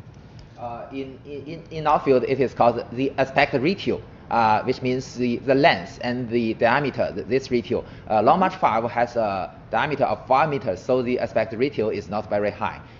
So this means that it is more rigid than other vehicles, and also for this design, it brings some convenience of the flight. And looking from here, it might not sit that big to you, but just give you a sense of how big this is. The Long March 5B is about 53.7 meter long with a, like Professor Yang just mentioned, 5 meter diameter core stage, and also 4 strap-on boosters, as you can see now at the bottom of your screen. Those are the side boosters. The diameter of that side booster alone is about 3.35 meters, right? That is as big as a normal rocket, such as the Long March 2F or Long March 7 rocket, which is pretty impressive. Yes. As Mr. Xu has mentioned, because of the limitation of the railway tunnels, so our inland launch site can only use the diameter of the 3.35. So that is the diameter of even the core stages of other rocket vehicles. But for this launch vehicle, the boosters has so big diameter. And we should also emphasize that the 4 boosters provide more than 90% of the thrust, of the total thrust during the liftoff. Because they use a powerful rocket engine called YF-100, which have a thrust of about 120 tons. So each rocket boosters use 2 of these engines. So totally, the 4 boosters can provide a thrust about 960 tons. You can see that this is the biggest launch complex in China, and just now we can see from the camera that there are some white fogs coming out from the top of the boosters. That is the oxygen. That is the vaporized liquid oxygen, because you know that it must be kept in a very low temperature, and by vaporizing. All right, that is the call out you're hearing now. It is 30 minutes prior to launch. It is T minus 30 minutes. And at this point, what happens here, Professor Yang? Well, we have a countdown in different stages. For the 30 minutes countdown, we've already completed many checking of the critical systems. For instance, such as the telemetry and the tracking systems, the space tracking ships, and also to confirm that other systems are okay. Moreover, we should also test some of the subsystems on board the vehicle itself. So each must be kept in good condition and monitored by the data downloaded. And also, you can see also there are some small arms on the vehicle because we have multiple plugs connected to the vehicle, and one by one they will be disconnected, and finally the major plug, the main plug, will be disconnected, and the vehicle will be completely depending on the power supply of itself. At that moment, we can perform the launch. And it is also the time where the last batch of team members pulling away from the launch pad, is it? So at this moment, there is no ground staff near the vehicle because it will be very dangerous. So there are procedures, or the safety procedures ensure the safety of our staff. You see that the fueling has been completed several hours before. At this moment, the ground staff must leave the launch pad because if there any uncertain things happened, the explosion will stress the life of our ground staff. And the umbilicals we're looking at, they are still attached to this rocket. Why is it? Because we still need connections, some cable connection to the vehicle, such as the power supply, such as monitor of the signal and the control commands to the vehicle. So until the last minutes, maybe 1 minute or just several seconds before the launch, finally we disconnect the main plug. What are those cable and it seems a lot of the pumping tubes there, so connecting the main body of the rocket and the service structure. They have been pumping I think it's the fuel, right? It's just, they need to keep fueling that rocket until the last minute. Yes, you see that we need storage batteries to provide electricity during the flight and before the launch, just after the disconnection. So we must save the energy of the storage batteries because the capacity is limited. So just at this moment, still there are cables connected to the vehicle to provide power supply. Yeah, that is the cost that we have to pay for making the more environmental friendly engines and the more environmental friendly fuels, right? That's true. Yes. And the timing of the launch, Professor Yang, talk to us a little bit about it. How did they choose this launch window? I would imagine a lot of factors went into this decision. Yeah. Well, you see that because this is the first launch of our Tianhe Space Station. Theoretically speaking, it only need to launch into orbit with the right attitude and the right inclination. So theoretically speaking, there is no much limitation to this, but also there are some limitations about the sunlight. You see that when the Tianhe module come into the orbit, the sunlight must in the right direction to ensure the power supply of the vehicle. So the launch window is limited by this consideration. The angle between the direction of the sunlight and the outer plane must be less than 30 degrees. And also this because this is the condition of the sunlight, and also the time of the launch, we must ensure that when the rocket, the end stage of the rocket is separated from the space station, when the solar panels is deployed, there are also sunlight to ensure the power supply. Yeah, so sometimes we saw this kind of launching window in the middle of the night. Yeah. But this is the launch of the first module. For the second module and other ships, the things will be changed because they must launch into the first orbital plane. The accuracy of the launch window is only 1 second, which is called zero launch window. Zero launch window. So once it's missed it, you have to be another day. They have to totally reschedule then. Also known as an instantaneous launch window for us that are used to watching Rocket Lab or SpaceX launches. Maybe the next for this, maybe the next 24 hours. Every day we have a launch window for this for the next vehicle to go into the same orbital plane of the station. And Mr. Xu, let me bring you into our discussion. We are looking at the view of the command center at the Wenchang spacecraft launch center. And talk to us about this launch site. I mean, there are 4 major launch sites in China, right? This is a great coastal view. I mean, this satellite launch center or launch center is located in coastal regions, but we already have another one called Jiuquan Satellite Launch Center. That was way up north in the Gobi Desert, right? That one is for launching astronauts into space, while this one you're looking at is responsible for launching cargo spacecraft into space. Why is that, Mr. Xu? Well, I think this is like previous, we have just mentioned about the fueling system. We have developed a new generation launch vehicle, which is based on liquid kerosene and oxygen. That fueling system is part of the infrastructure of the launch site. So the Wenchang satellite launch site is only for kerosene, oxygen, and hydrogen fuels. There is no other fuel system that is available for the rocket in Wenchang. So new generations starting from Long March 5 onward, such as 6, Long March 7, and 8, will all use the same fueling system. So all of those rockets you will see in the future will be launched from this particular launching site, including the Long March 7, which is due to be launched very soon following this mission of Long March 5. As you mentioned about Jiuquan, I think we also need to mention about the system engineering of such a complex program as human missions. The system comprises not only the launch vehicle, but also the TT&C support system, the ground facility, the manufacturing, the operation, and the human missions, including life support system. All of this will be put together and to form a complex and very complicated system. So as you can see, at the launching site, they're preparing for the launch of the Tianhe, and also busy at Jiuquan, they're busy with the astronauts. So I'm going to jump in here as we are waiting. We'll pull that up so you can still keep an eye on it, and I've got it in my ear. So if I hear anything mission critical, we will bring that up. But just to recap here as we approach the 2-hour mark of being live here with our coverage of 3 rocket launches within 3 hours, we have successfully seen on the bottom right of your screen now is the live feed from Arianespace of the Vega rocket. It had a successful launch and first deployment.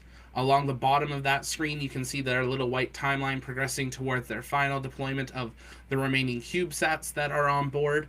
On the top right of your screen, of course, you can read it on their overlays, is the live views from the Wenchang launch complex, where they will be launching soon a Long March 5B rocket carrying the first center core module of the new Chinese space station. And then we will have SpaceX coming live with us in about 40 minutes. So we might be seeing, depending on Payload with Arianespace, all 3 on screen at one time for it.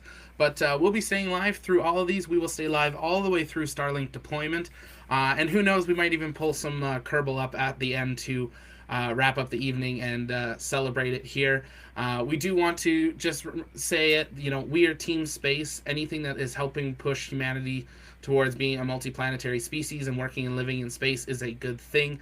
Politics always gets in the way, and we try not to focus on that, but just focus on the amazing science and technology that comes out of the space industry, as there are so many things that we have now because of the first space race, and as we see this next space race really start to heat up over the next couple months and years, it's a very exciting time to watch, and it's just sit back and enjoy the ride per se. And we'll see what happens here. If you're new to the stream, welcome. My name's Zachary Albert. I'm the host here at the launch pad. Here at the pad, we cover everything space, space flight, space engineering, and the future of space. If you're watching over on Facebook, feel free to join us over on our YouTube channel. We go live on Facebook for our live launch and testing coverage, but on YouTube, we do our live coverage. We do our news updates. We do our flash news updates when there's big breaking news. We do some special videos. We do one-on-one exclusive interviews, and so much more is in the works thanks to the support of you guys and helping make the channel possible. If you guys have a question while we await the launch, the second launch of this evening, just let us know in the chat. Drop it in. If I don't see it, one of our team will see it and make sure that I respond there. Currently, we are sitting at T-minus 15 minutes or so and counting until the launch, second launch of tonight with the China one here. And we are getting a report that the SpaceX mission control audio is live. We'll wait for the full SpaceX feed to come up, but I will listen in on that to make sure that we hear that they go for fueling and everything there as well. So again, yeah, if you have a question, let us know in the chat. It can be about the Vega launch that we just saw with their first return to flight for this year, about the Tianhe Space Station, Starlink, SpaceX. If you want to learn if Starlink is available in your area, I'm not affiliated with them, but check out starlink.com. I know a lot of people that have it and are very happy with the coverage. If you don't live in a major city, it really revolutionizes your internet. If you're in a city, not yet, but someday, hopefully here. Oh, that's a great feedback, Jack. Thank you so much. Yeah, everybody, Team Space. That's the way to live, and that's the way to celebrate space. So, we're excited to keep going from there and be bringing you this live coverage. Also, we have a few different ways you can connect with us. Just try to bring these up since so many new people here tonight. Connect with us on YouTube. You can follow us over on Twitter. Plug in to our Discord. The link is in the chat or description below, or it'll get dropped in the chat here in just a moment. Our Discord's free. You can join. There will always be free sides of our Discord where you can connect with me directly or our team, share ideas, share your work, share your Kerbal builds, so many things, and invite you over there. We also, in the description, have a link to our Patreon. So if you feel like you would like to support the channel and help us continue to grow, I invite you to check that out. We just launched that, and there's some awesome perks that you can get access to in there, depending on the different tiers. So I invite you to check that out if you'd like to after the launches. Everything goes back into the channel so we can be live on location, but also here in the studio. So. And then there's the Etsy shop if you'd like to pick up some Launchpad gear, or we've got some NASA-approved official gear. We got some other designs of different rockets and things. We got shirts, we got hoodies, we've got a bunch of things, more stuff coming soon, but it is launch day, so use promo code LAUNCHDAY, and you can save 10% off your entire order. That's enough about that. We're going to keep going with the coverage here, but again, I'll put it out there. We hit 1,000 subscribers tonight, so thank you. I'm so grateful for you all being part of this community. So thank you so much. But we're going to listen back in here to the China coverage as they compare through their different rockets as we approach the T-minus 12 minutes and counting. And we're seeing few people have mentioned they ordered Starlink in Texas. Amazing. Some people at Florida have put the deposit down. That's amazing. I'm waiting for it to pick up a little faster up here. I'm right on the northern edge of it in Canada, so we are waiting for that. But let's listen back into the China feed to learn a little bit more about their space station. You're watching the Launchpad with our live coverage of 3 launches in 3 hours on April 28th, 2021. Let's listen in. Cargo ship, which will contain food, water, and other necessary supplies to the space station. All of these missions are integral parts, furthering China's endeavors for space exploration.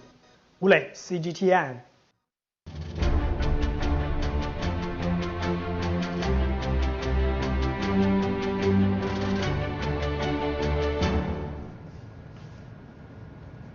And welcome back. You're now watching our special coverage of China's latest special launch. We're just 16 minutes away from that launch, and staying with us are our guests, Mr. Xu Yanzhong and Dr. Yang Yuguang. So, Dr. Yang, let's start with you this time. To construct such a space station is planned as the last step of China's manned space program that was envisioned firstly in 1992, right? 29 years in the making. I mean, how have previous steps contributed to this moment? Well, you see, there are 3 fundamental technologies needed for construction of a space station. The first one is the transportation, the crewed transportation from the Earth to the outer space and back. This is the first technology. The second is, as Wu Lei has mentioned, the EVA or extravehicular activity technologies, which we accomplished by the Shenzhou 7 mission in 2008. And the third technology is rendezvous and docking technologies, which we completed testing by the Tiangong 1 target vehicle and the Shenzhou 8, 9, and 10 spaceships. Also with the Tiangong 2 and Shenzhou 11, Tianzhou 1 mission, we mastered the technology of midterm residence in space by Mr. Jing Haipeng and Mr. Chen Dong. They stayed there for a month. And also with the Tianzhou 1 cargo ship, we mastered the technology of refueling which is also critical for the future space station. So with these preparation works, we master most of the major technologies of constructing a space station, but not all the technologies. So we still need the demonstration of technologies during this Tianhe 1 and the Tianzhou 2, Shenzhou 12 mission. All right, 15 minutes to go till the launch. That's right. All right, you hit the Yeah, the controller there. saying that is the 15 minutes countdown, and Mr. Yang. I love the excitement in his voice. Say 15 minutes. Yeah, this is the whole plan has been carried out step by step, according to you, Doug. Mr. Xu. I'm just gonna say it. I just imagine like John Innsbruck. I'm blanking right now, but SpaceX. 15 minutes to Falcon Heavy. It'd be great. Like, we need to make this happen. Someone tweet him. This is so good. The excitement there.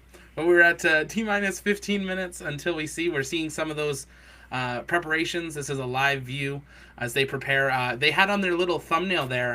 I tried to not cover it there. They are currently planning to do, I believe it said 22 missions, or a lot of missions to finish this year. As they prepare. 11 missions, there it is. Yeah, 11 missions by 2022. That's a lot of missions. That's a mission pretty much every about 3 to 4 weeks. So stick with us. We will try to bring those to you as we see another very large space station come into operation in low Earth orbit. So they are progressing towards here. But very exciting night for them.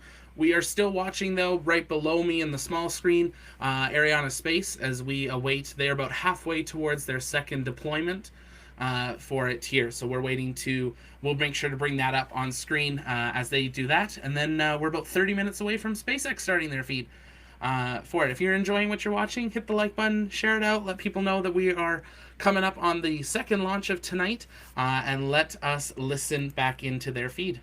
Of these instruments, and before the launch, you see that there are several cables. So just now we just disconnected one of them. There are also other cables. Just before the launch, we will disconnect the last one, which provide also power supply to the vehicle.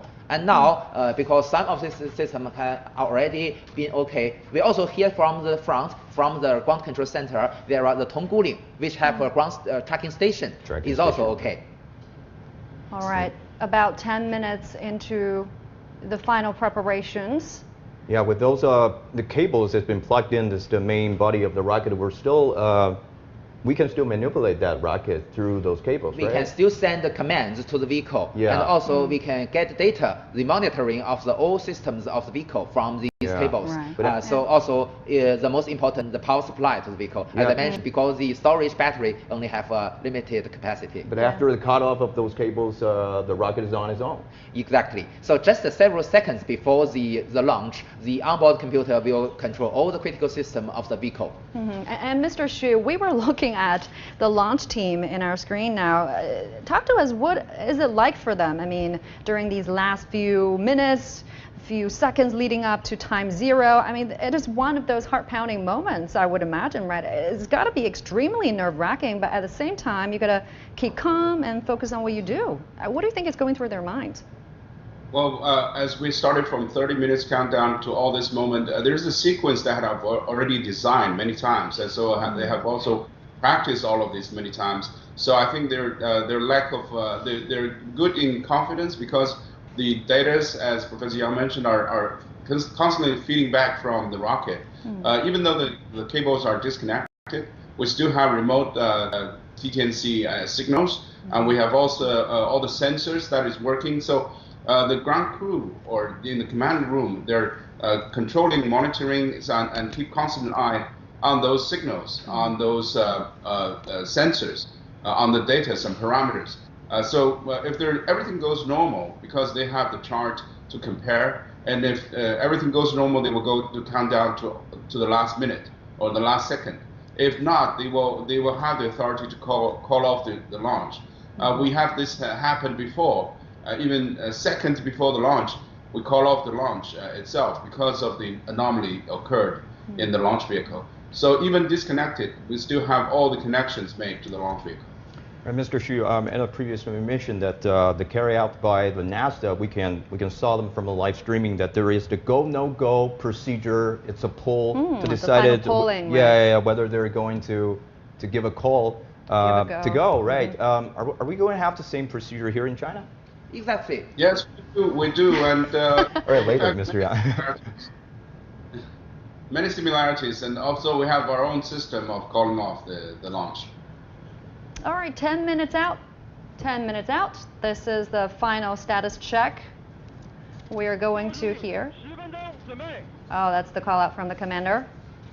We can hear from the ground control center that the chief commander has announced this T-10 minutes countdown. And what happened prior to this, around this time, is that the air conditioning for the fairing has been cut off, right? Talk to us about it. You see that the temperature and other environmental parameters must be kept in the correct range during the launch. So there is an air conditioner inside the payload fairing. It also needs the power supply. Just before the launch, because only 10 minutes, we can ensure that even if it is shut down, the temperature is still in the right range. So at this moment, we can shut down the air conditioner and go on. And as Yan Song has mentioned, we not only have signals from the cables, we also have wireless connections. You see that the payload fairing is made of metals. So we must prepare some special non-metal material to have a window to allow the radio signals to coming through. That's right. That's a comfort. That's a most comfortable zone within that fairing. And the Tianhe core module includes the living quarters for astronauts and control center, right? It needs to provide life support for astronauts, so air, water. I mean, how is that being met, Dr. Yang? Well, you see that from the outside, we can see that the core module is composed of a node, a small cylindrical segment, and a large cylindrical segment. The bedroom or the sleeping chamber of the 3 astronauts is in the small cylindrical segment. Also, there is a toilet there. They gotta have that. Gotta have that.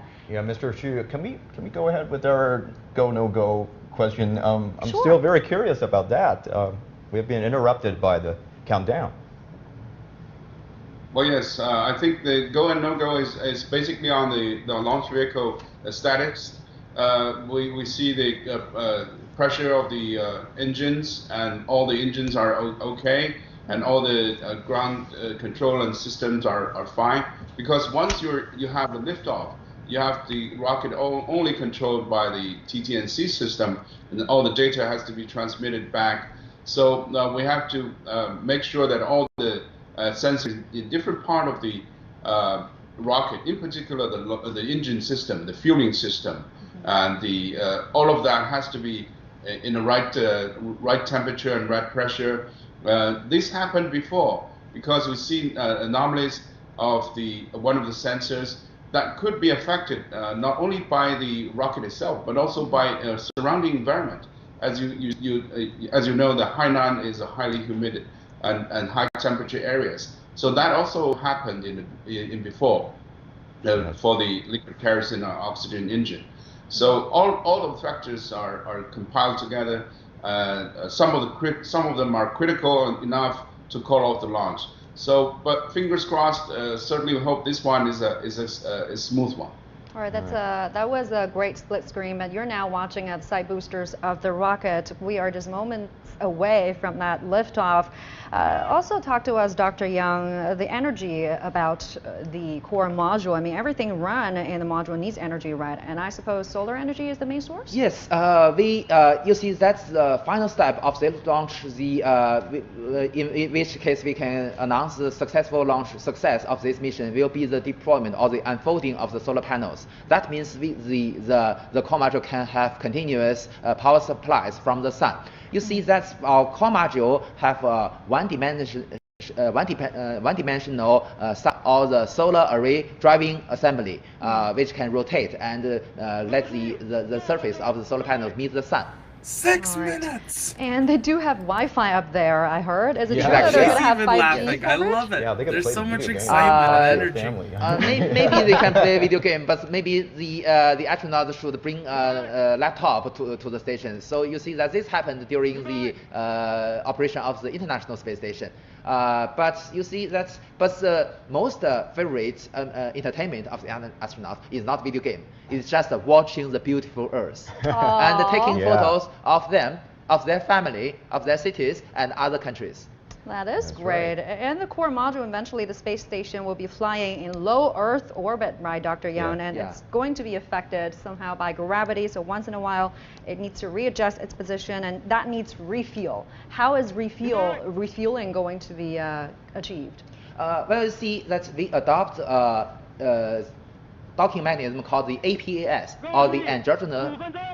5 minutes countdown. 5 minutes countdown. We are entering the final stages, really. Oh, there you see Chinese Premier Li Keqiang.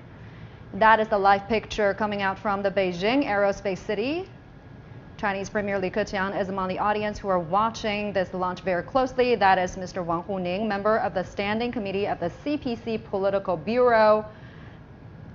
They are there to watch this, which really speaks volume about how important Beijing sees this mission, isn't it, Dr. Yang? In every important missions, our Beijing Flight Control Center also taking a very important role to give commands. So you see, there are control centers in Beijing and also in the front, actually speaking in Wenchang, which controls the rocket itself. But also we have control centers in Xi'an to control the TT&C system. Okay. And Chinese leaders are showing up in this control center. It's another symbol to show how important today's launch is. And very interesting, that Beijing Aerospace City you were seeing is also the main training base for China's astronauts, right? A lot of Meet the Press events were actually held there. Yeah. It's just in the northern part of Beijing City, right? And the primary function of that aerospace city is also known. All right, this is the live picture coming out from Wenchang. That is Mr. Zhang Youxia, who is in charge of this mission. The chief commander of China's manned space program, no? Right. Right. So this launch is going to kick off the series of launching in the coming, I think it's in 2 years, right? Yes. There's about 10 more launches except for today. 11 launches. 11 more launches. Total. 11 launches in total. And this launch is going to be followed by a manned mission very soon. The second one will be the launch of, as Willie has mentioned, the Tianhe 2 cargo ship, which will be launched also in this Wenchang. The cruise mission will be the third one. All right, that is T-minus 3 minutes. We're hearing the call out. 3 minutes out, less than 3 minutes prior to liftoff. Also, I agree. I want this They guy are going as an through alarm. some final status check, I would assume. Get up now! And quite a nerve-wracking moment. Right, I mean, for the whole launch team and for all of us who are watching. Yeah, it's approaching us. I'm getting excited to see that. A gazillion things must be going on, and everything needs to be done right in an orderly fashion. Any tiny mistakes could be catastrophic. I want to get back to the very fundamental question for both of you, Mr. Yan and Mr. Chu. What is the significance of the construction of a China space station? Why do we need a space station? Because this is one important step for us to be an advanced country in space field. We've already been a big country. We hope we can be. This will be a very important milestone for us. And also, it is not only the national laboratory in space, but also a very important international cooperation platform. Well, I think it's also very important for future human missions, either to the moon or beyond. So if we want to be an interplanetary species, this is the very first step. Did we see the umbilicals pulling away? Is this about the time that the umbilicals maybe several pulling seconds away? later. Several seconds later. Second is the final plug or the major, the main plug will be disconnected. And that will indicate that the launch pad team has given a go. And just before this disconnection, the power supply will change from the ground to the vehicle itself using the storage batteries. 2 minutes, I think. 2 minutes out. Yeah, I heard that. It's 2 minutes. Yeah, we're watching this Long March 5B. I think that's for 335 meter diameter boosters. Tell us more about that booster. The booster, as you mentioned, the booster has a diameter of 3.35 meters using liquid oxygen and kerosene as the propellant, and each have a thrust of. I thought it was a solid. I used to thought it was. No, it's not solid. It's liquid so rocket. Liquid fuels. And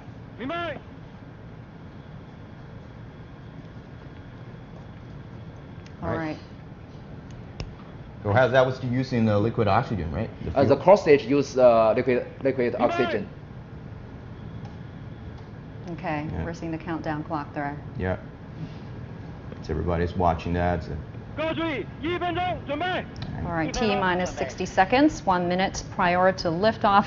Truly an incredible moment to witness. Well, I'm getting nervous right now. Yeah. There were also cameras on the rotation arms to monitor the disconnection of the plugs. And ladies and gentlemen, if you're just joining us, you're watching the live feed coming out from the Wenchang Spacecraft Launch Center. China is about to launch the core module of the Tianhe Space Station 40 seconds out. The Tianhe core module is on board that rocket you're looking at, the most powerful heavy lift rocket, the Long March 5B rocket, 30 seconds out. 29 years after China's manned space program was envisioned, the first module of a space station is finally being launched to space. Less than 20 seconds out. What an extraordinary moment. All right. 10, 9, 8, 7, 6, 5, 4, 3, 2, 1. Engine ignition. Smart. I lift off. Okay. Oh, there we go. There we go. And liftoff. What an incredible view. That is the sound of history. A historic space flight carrying the Tianhe module, the core module of China's space station. That itself is history in the making, a major milestone of China's space program with the ambition to explore deep space. Not even gravity contains humanity now. And Dr. Yang, we are looking at the... China is officially returning, wishing them a safe launch as they return to space with their brand new space station with the core module on its way. Had a liftoff there. We're taking a look at this live feed. We're looking straight down. We're going to listen into their coverage here. But a successful liftoff of the Long March 5B carrying the new core module. Let's listen in. The vehicle, and also don't have the aerodynamic influence. And keep in mind the Long March 5B has 4 strap-on boosters like this. You are looking at 2 out of the 4, and they run on liquid fuels. And in the next few minutes, these boosters will detach and fall away after propellant is burned up. All right, 69 seconds into the flight, everything looks to be going good. The core stage will continue to burn after these boosters detach. And in the next few minutes, we're going to see some major steps, are we? Mr. Xu. Look. Yes, I think the separation of the booster will be the first thing you will see, even visible with your naked eye. So the strap-on booster provided more than 90% of the propulsion as of this moment. So once it's in the outer atmosphere, about 100 kilometers off the ground, you'll see the fairing also will be separated and deployed. And we're seeing this 3D animation on the right of your screen, right? And you can see the rocket has pitched over a bit. Originally, the rocket is shooting up vertically, but eventually it will fly in orbit, so it's going to take a turn in direction.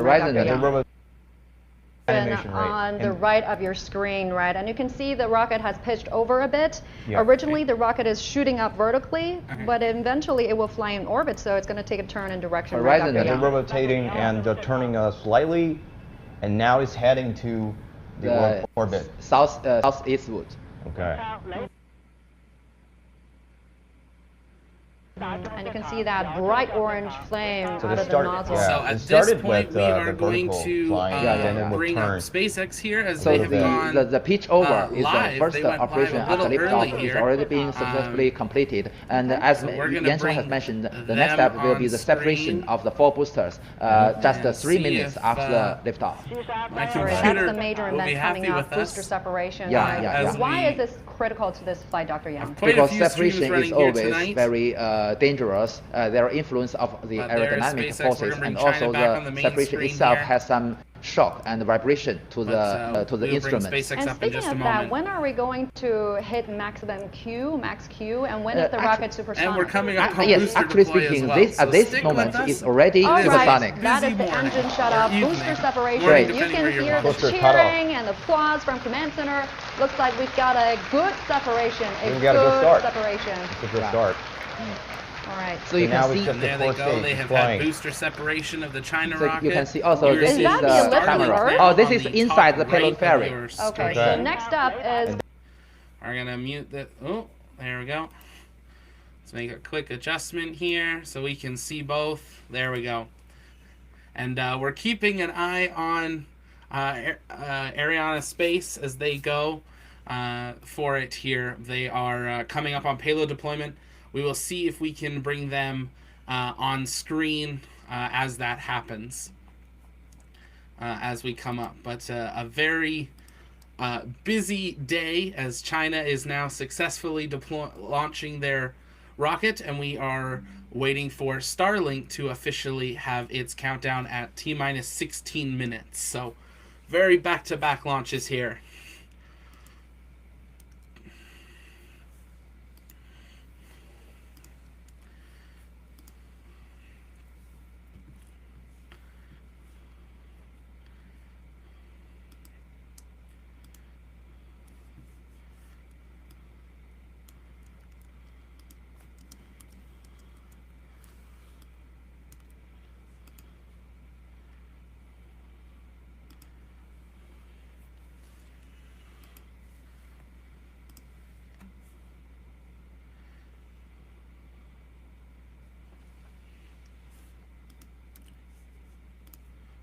And in the previous mission, we can saw this the rocket is just to throw away the stage 1 and stage 2, and just to have a very smaller parts to enter that space and enter that orbit. But in this case, the Long March 5B, there's going to be a huge core stage flying in the outer space. Yes, it's going to be a single burn. I think once you have the separation of the strap-on booster by the pyrotechnics, we also have the separation of the fairing. So now it's flying right into the direction and the altitude it requires. So once the engine shut down, it will have a small adjustment to the appropriate inclinations and orbit, and it will be a separation of the core stage with the Tianhe. So once that is happened, it means the success of this mission, of this launching phase. And I think it's going to be more complicated than the multiple stage rocket, because you got a bigger stage, you got a main engine that creates 140 tons of thrust, and you stop them suddenly. It's like I think it's like the high-speed train have an emergency stop. Can they just get into this orbit properly? You just mentioned a very important fact. Because you see that Long March 5B is the only rocket in the world that only have a 1.5 stage to come into orbit. So there are many great challenges. For instance, as you mentioned, we use the two YF-77 rocket engines in this core stage, which have a thrust of 50 tons. That means that the total thrust of the core stage is 100 tons. It's very big for when it is shut down to come into the orbit, because you see that we have very strict requirement in the accuracy of the orbit. Well, for this accuracy, the smaller the thrust is, it will be easier. But you see that the thrust is rather big. And at this moment of the shutdown, the core stage, the tank is almost empty. So it is very difficult for us to keep the accuracy. That is a great challenge when we developing this Long March 5B launch vehicle. That is really an extraordinary view. I think that's the Earth on the left side we're seeing, right? That bright light you're watching now. And the rocket is flying over the Pacific Ocean, right? It's actually flying eastwards. Southeastwards. Southeastwards. So it's because the inclination of the orbit will be 41 to 42 degrees, while the latitude of the Wenchang Satellite Launch Center is 19 degrees. So we need the direction we call the launch azimuth. Launch azimuth is going to the southeastwards. 450 seconds into the flight. Mr. Xu, I think we're expected to see the next stage, probably to cut off the main engine. Am I right? Yes, shutdown of the main engine and the separation. So, but once we reach that altitude and velocity, we will have that happen. So this liquid kerosene and liquid hydrogen oxygen engine will continue to burn, and it will have a very high efficiency once in outer space, unlike in atmosphere. So the advantage of hydrogen and oxygen engine will be fully displayed in outer space. Did we heard the engine cut off? The engine has been cut off. Spacecraft separation. Great. Separation is ongoing, and a perfect view.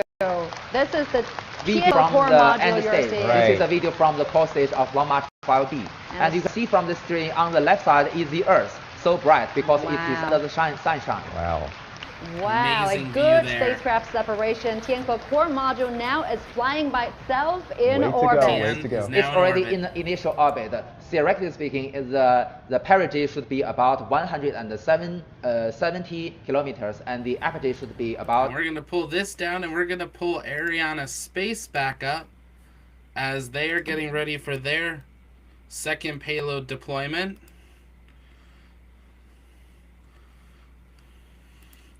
We'll go to this view so you can see everything happening. Very busy moment here.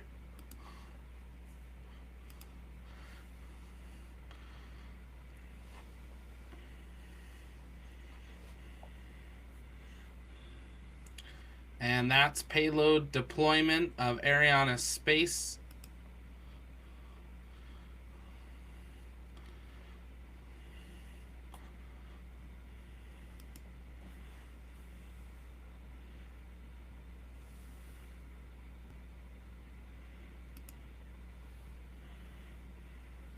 Is on itself. The Long March 5B has already completed its task, and the station must first stable itself, because the separation may brought some disturbance or perturbation to the attitude of the vehicle. So it must use its rocket engine to make it stable. With the And then Arianespace will for be tonight. the deployment They have of the concluded their large-sized mission. antenna, because you see that there are high-speed transmissions our of signals to the following data relay the, satellite. We must China deploy launch, the as antenna well first, as and then the will be the launch unfolding of of the solar panels. Starlink, which is now coming And up that's at going to happen in, T-minus 10 in about minutes. 50. Sorry, we had the audio overlap there. We're going to pull this one back over here, and we're going to now listen into the SpaceX feed. Antenna deployment.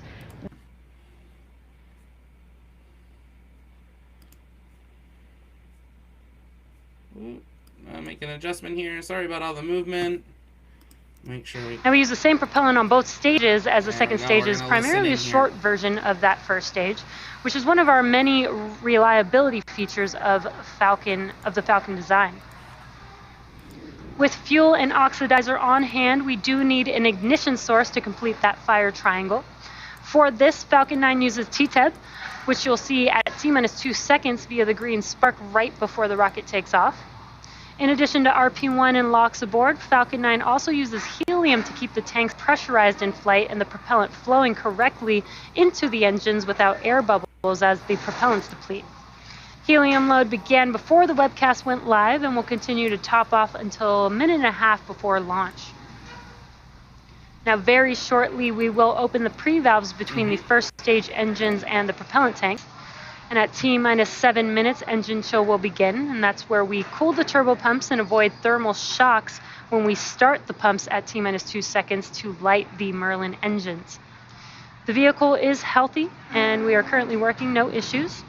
The range is green for launch. Weather is looking good. We're about 90% favorable for launch at T0 today. And all systems continue to be go for an on-time liftoff at 11:44 p.m. Eastern Time. If for some reason we do not launch today, we do have a backup opportunity tomorrow at 11:22 p.m. Eastern Time.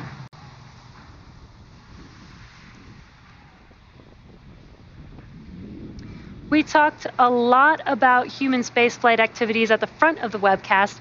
This is why SpaceX was founded. Ultimately, our goal is to enable regular human transport to and from the Moon, Mars, and beyond.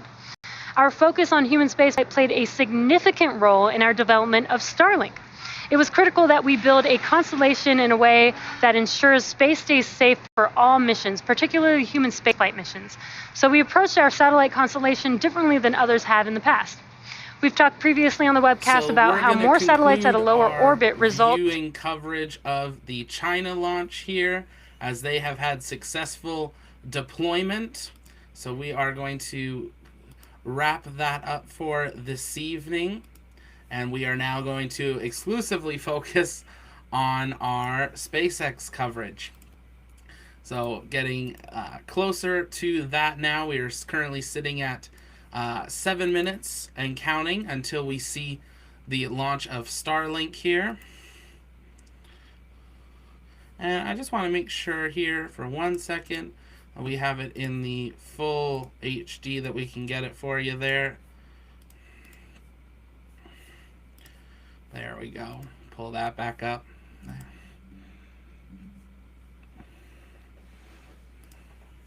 So you're watching that here.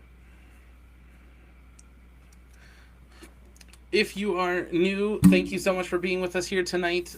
We have had 2 successful launches so far tonight. We had the Arianespace Vega launch. We have seen China successfully launch their space station, the first module of that. And now we are watching SpaceX with Starlink 24 with just about 6 minutes left on the clock, where they'll be launching 60 more Starlink satellites into orbit. If you're new, take a moment, hit the subscribe button. I'm going to throw a couple ways on screen that you can not partner with us, but connect with me in the channel. Make sure you subscribe to us on YouTube. That's where we do all of our live launch coverage. We do that on Facebook as well, but on YouTube we do our exclusive one-on-one interviews, our news updates, our flash news updates, our other videos, and a bunch of other stuff in the plans that we'd love to have you here. So hit the subscribe button. We're almost at 1,100, which I can't believe because we weren't even at 1,000 when we started this. So grateful you're all here. Thank you. Follow us over on Twitter at @TLPN_official. That's where you can stay up to date with things as it happens in space. I live tweet pretty much throughout the day as we see things happening or hear things. Connect on our Discord if you want to connect with me directly or go behind the scenes, get early access to videos and stuff. You can connect over on our Discord. Also below in the description you'll see a link to our Patreon if you would like to help the Launchpad be able to continue to do this coverage or bringing all these to you and expand and get our own cameras out there to bring you the best possible coverage. Check that out. It's not expected, but it's greatly appreciated. Follow us on Facebook if you're on Facebook, and check out our Etsy shop. Again, everything that's profit from Etsy goes right back into the channel. We're going to listen in as we are now less than 5 minutes from launch of SpaceX Starlink, so let us listen in. Let's see it in the chat again. We did it for the last one. Are we go, no go for launch? But things are looking good for Starlink. Let's listen in. Can we get 3 for 3 tonight? Let's find out. Begin to retract away from the rocket slightly. And then at T0, hydraulics will pull that TE farther away from Falcon 9 to clear the way as the vehicle lifts off. Now we use the TE to roll the rocket out to the pad and raise it to its vertical launch position. And you can see on your screen that the clamps are opening there. Once those clamps are open, the TE will start to retract back. Now, TE also provides liquids, gases, electrical connections to the second stage, as well as air conditioning to the payload fairing.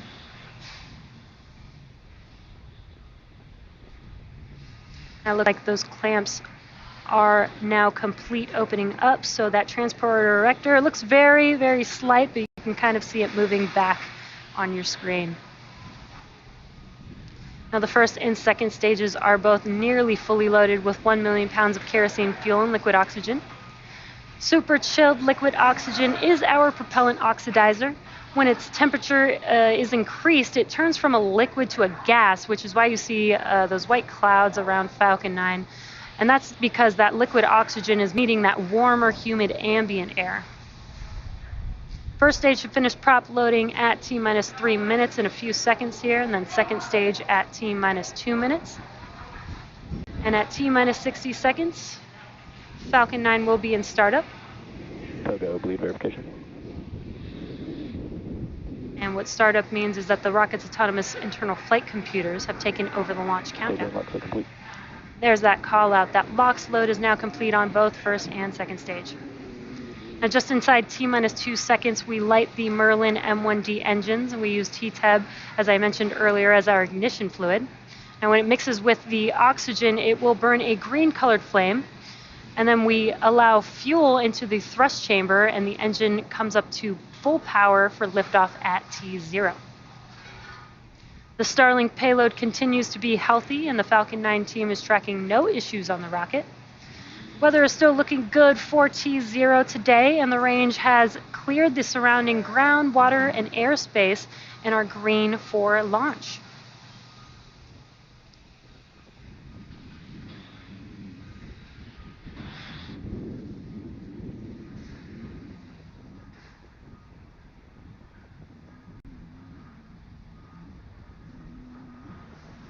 Stage 2, lock slow complete.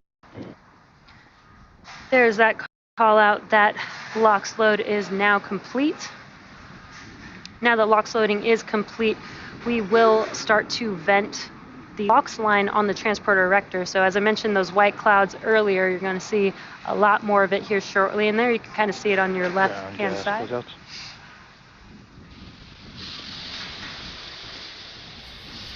Here we go. And there's that venting that you can see from that LOX line. Coming up here in about 10 seconds or so, Falcon 9 will go into startup, and the first and second stage will begin to pressurize for launch.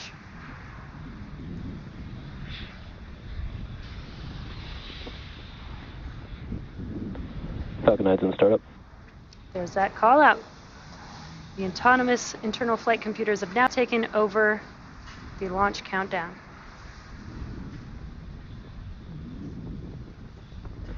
Stage 2, press for flight. Falcon 9, Starlink, LD is go for launch. And a great call out. We are go for launch here shortly, meaning all systems are ready for T0. T-minus 30 seconds. At T-minus 30 seconds, let's listen into the terminal count and watch as Falcon 9 takes our stack of Starlink satellites out into space. Come on, Starlink. Stage Come 1, on, press 3 for for flight. 3 tonight. 15 seconds. Falcon 9 is configured for flight. Configured for flight. 10, That's good to hear. 9, 8, 7. And I'm hearing from 6, Marcus, who's down there at the 5, glow. 4. So we have ignition. 3, 2, 1. 0. Ignition. Lift off. And lift off. Godspeed, Apollo 3 for 11 3. Michael Connell, Collins. That never The computer's happens. exploration live on. There she goes. Vehicle's pitching downrange. Go Stage 1, Starlink. propulsion is nominal.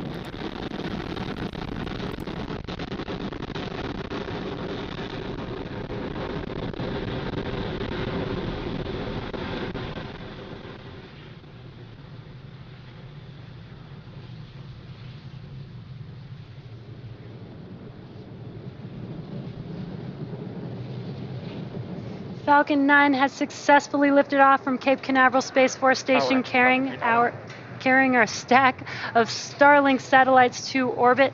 The next event coming up here shortly is Max Q. Max Q is the maximum aerodynamic pressure that the vehicle sees on ascent. So throttling down those engines helps us pass through that large structural load.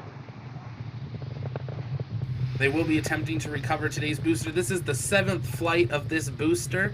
They'll be trying to recover it on Just Read the Instructions, which is stationed. Vehicle has reached maximum aerodynamic pressure. Which is stationed off the And coast there's that in the call out Atlantic. that we passed through Max Q. In about a minute, we'll have 3 events happening within seconds of each other. The first will be MECO, or main engine cutoff, followed by stage separation, and SES1, or second engine start 1. Now, MECO is where we shut down all 9 of the engines on the first stage. MVAC engine chill has started. Just a call out that the MVAC chill has begun on that second stage engine. So for MECO, we shut down all 9 of the engines, and that slows the vehicle down in preparation for that second event, which is stage separation. Stage separation is where the first stage separates from the second stage, and first stage will begin its journey back home, heading towards our drone ship. Just read the instructions. We're hearing from while our stage friend 2 Marcus, who's down there in the Cape on its area. journey with the third event, Layers of SES1, clouds tonight that or it's second engine going start 1. through, but And that is we'll where be we light up excited that to. MVAC It's so engine, far a really and nice it's launch, called with good second view, stage but that's along probably with why it's getting a little more Starlink dim towards its than we're used to drop-off seeing. orbit. And we're coming up here on MECO, and then stage separation, and then second stage ignition. Very rapid succession here.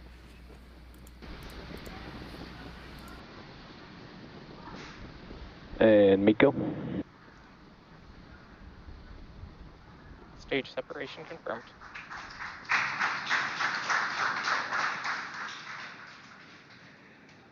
MVAC ignition. We had MECO and stage separation. On your left-hand screen is a view from the first stage. On your right-hand screen is a view of that second stage engine. You kind of saw a glow of that T-Teb, that green flame, when we ignited that engine. We're coming up on fairing deploy here shortly. I always love, there's fairing deploy, but I always love that view we saw there just for a moment on the booster as it deployed the grid fins. Right there, that view looking back at the coast of Florida and the Space Coast, absolutely gorgeous, especially in the night launches. If you want to see a really awesome picture that our friend Marcus is doing down there, join our Discord. The link is in the description below. He tries to do some amazing streak photos and has had some great ones and says it's looking good tonight. So join over there and celebrate with him. But another really great launch. Hopefully we can have a good recovery so this booster can be refurbished. This booster set is third for the record for refurbishment at 36 days. We had two 24-day turnarounds. They were just a couple hours apart. That last one actually flew on our last Starlink mission. So we are hoping to have another one here, as they'll have then a few of them at that 8 point as we start to approach that goal of 10 reuses, which is when they thought they would have to do their first major refurbishment. But let's continue to listen in here. For that first stage is called the landing burn. And this is where a single engine, the center engine, will reignite and bring the vehicle speed down rapidly in order to touch down on that drone ship. As a reminder, we are attempting to land on Just Read the Instructions tonight. And those M1D engines do have a thrust of 190,000 pounds. So that lighting up that one single engine slows the entire vehicle down just enough to touch down on that drone ship. Stage 2 is still looking good, and what you're seeing on your screen is a view of that MVAC engine. Vehicles following a nominal trajectory. Now, if you're just catching up with us, we had a successful launch of Falcon 9 from Cape Canaveral Space Launch Complex 40, and you're looking at a live view of the Falcon 9 second stage as it is making its way to deliver our Starlink payload to orbit. Stage 1 is currently cruising back to Earth towards our drone ship Just Read the Instructions out in the Atlantic Ocean. We're just about a minute away from the next event on that first stage. That'll be the entry burn. Again, Starlink satellites are going to a LEO orbit or low Earth orbit, about 550 kilometers above the Earth's surface. Now, most satellites are at 36,000 kilometers or in a geo or geostationary orbit. We are just about roughly 30 seconds away from that entry burn beginning.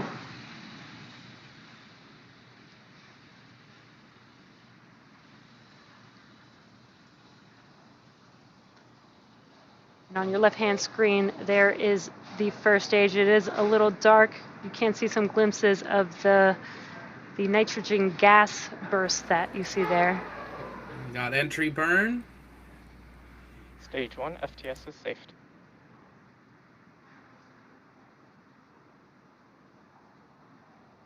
Stage 1 entry burn.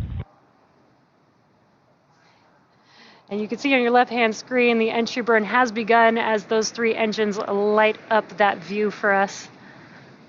This entry burn will last about 20 seconds long. Stage 1 entry burn shutdown. And that concludes... Stage 2 continues to follow a nominal trajectory. That concludes the entry burn, and then we also got to call out that stage 2 is still nominal. The next event coming up will be in about a minute from now. That'll be the landing burn, the start of the landing burn on the first stage. And what you're looking at live on your screen is a view from the second stage looking aft at the MVAC engine. That MVAC engine has a thrust of 220,500 pounds of thrust in a vacuum. It's very, very powerful engine taking our Starlink satellites to their targeted drop-off orbit. Stage 1 transonic. Still getting good call-outs on that first stage. We're about 15 seconds or so away from that landing burn beginning on the first stage. Stage 2 still looking good. Stage 1 landing burn. The landing burn has begun. Let's watch and see if this Falcon 9 Nail can it. land on our drone Come on. ship. Just read Ooh, the are we gonna get instructions. this nice aerial shot again? Right on it. And a really are we cool gonna- onboard yeah, view. We're lining up. Stage 1 Come landing leg on. deploy. Come on. Land it. Camera cut out. There's a point. And there you can see the first stage Falcon 9 has landed for right in the circle. Has landed for its 7th time. This marks our 81st successful recovery of an orbital class rocket, and again the 7th flight and 7th landing of this booster. And then we heard a good call out for SECO. That's second engine cutoff. Nominal parking orbit insertion. And a good orbital insertion. Expected loss of signal, Cape. Now stage 2 is going to coast in this orbit for the next 35 minutes or so. So while that happens, we'll keep you posted on where we are in the coast phase. We'll see you back here at T plus 45 minutes for a second stage relay.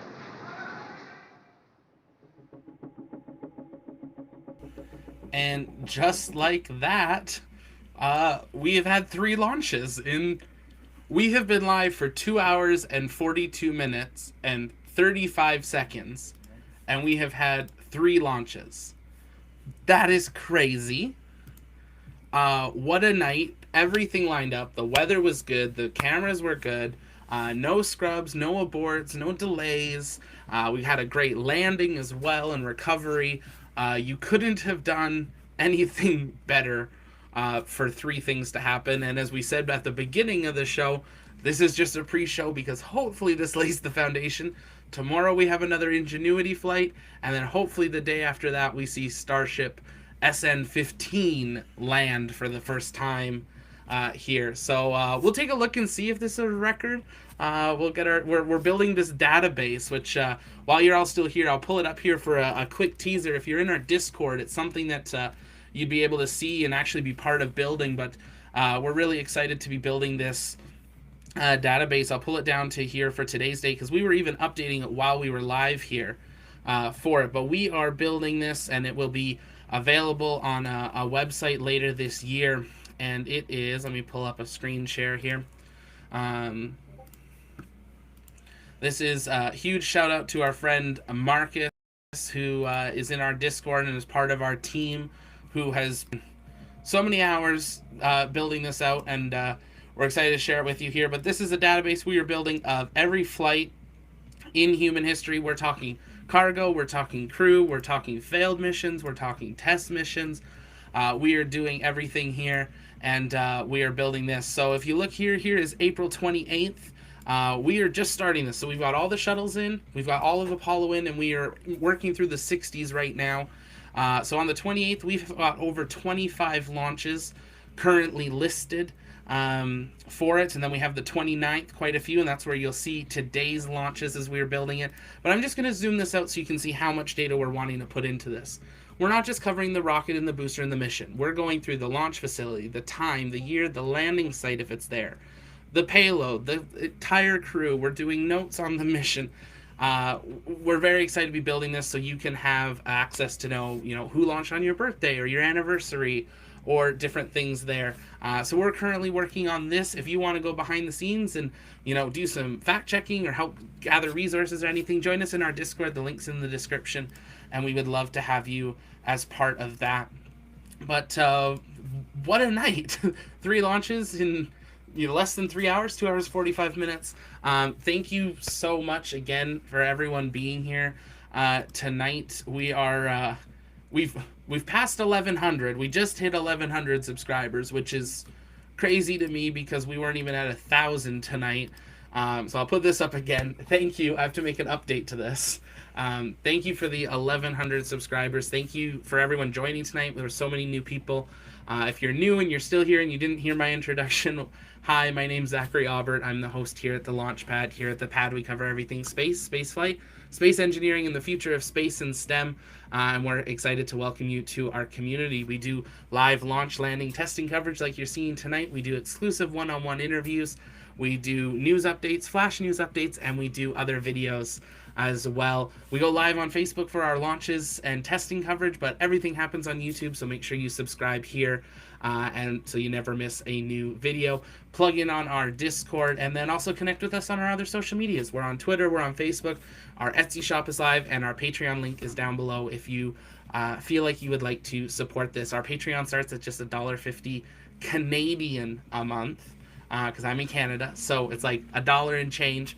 And that gets you some of the first tier perks, and we would invite you into that and to be officially part of this community. We're going to build some sort of Patreon wall or something here, and excited to put names on there. But we're going to take the Discord link seems broken. Let me grab another one here and make sure that that is active here. Just a moment. And I'm going to take a quick 5-minute break.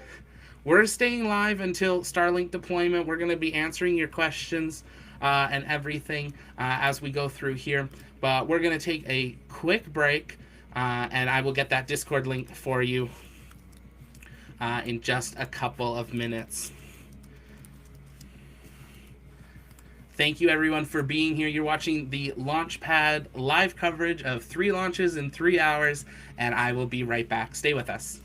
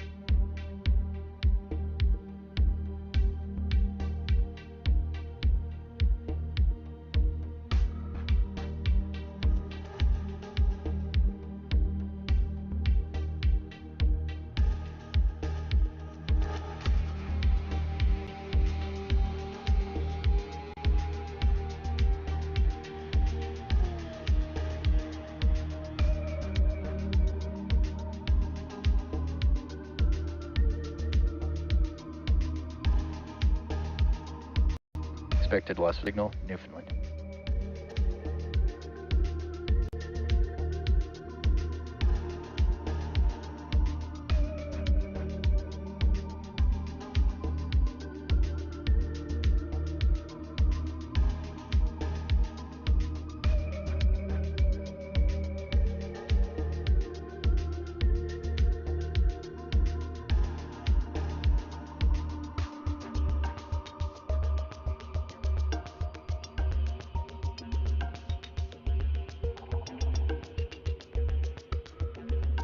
Acquisition of signal, Gunhilly.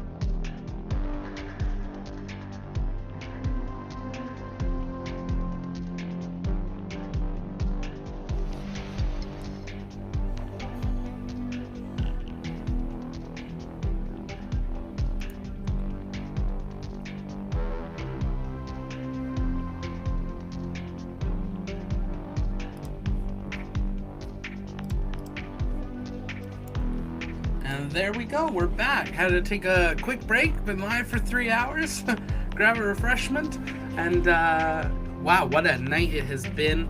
Thank you for still being here. We're going to be live through payload deployment, and maybe we'll hang out a little bit after. We'll see how the night goes, or we might go hang out in our Discord with some new friends as well.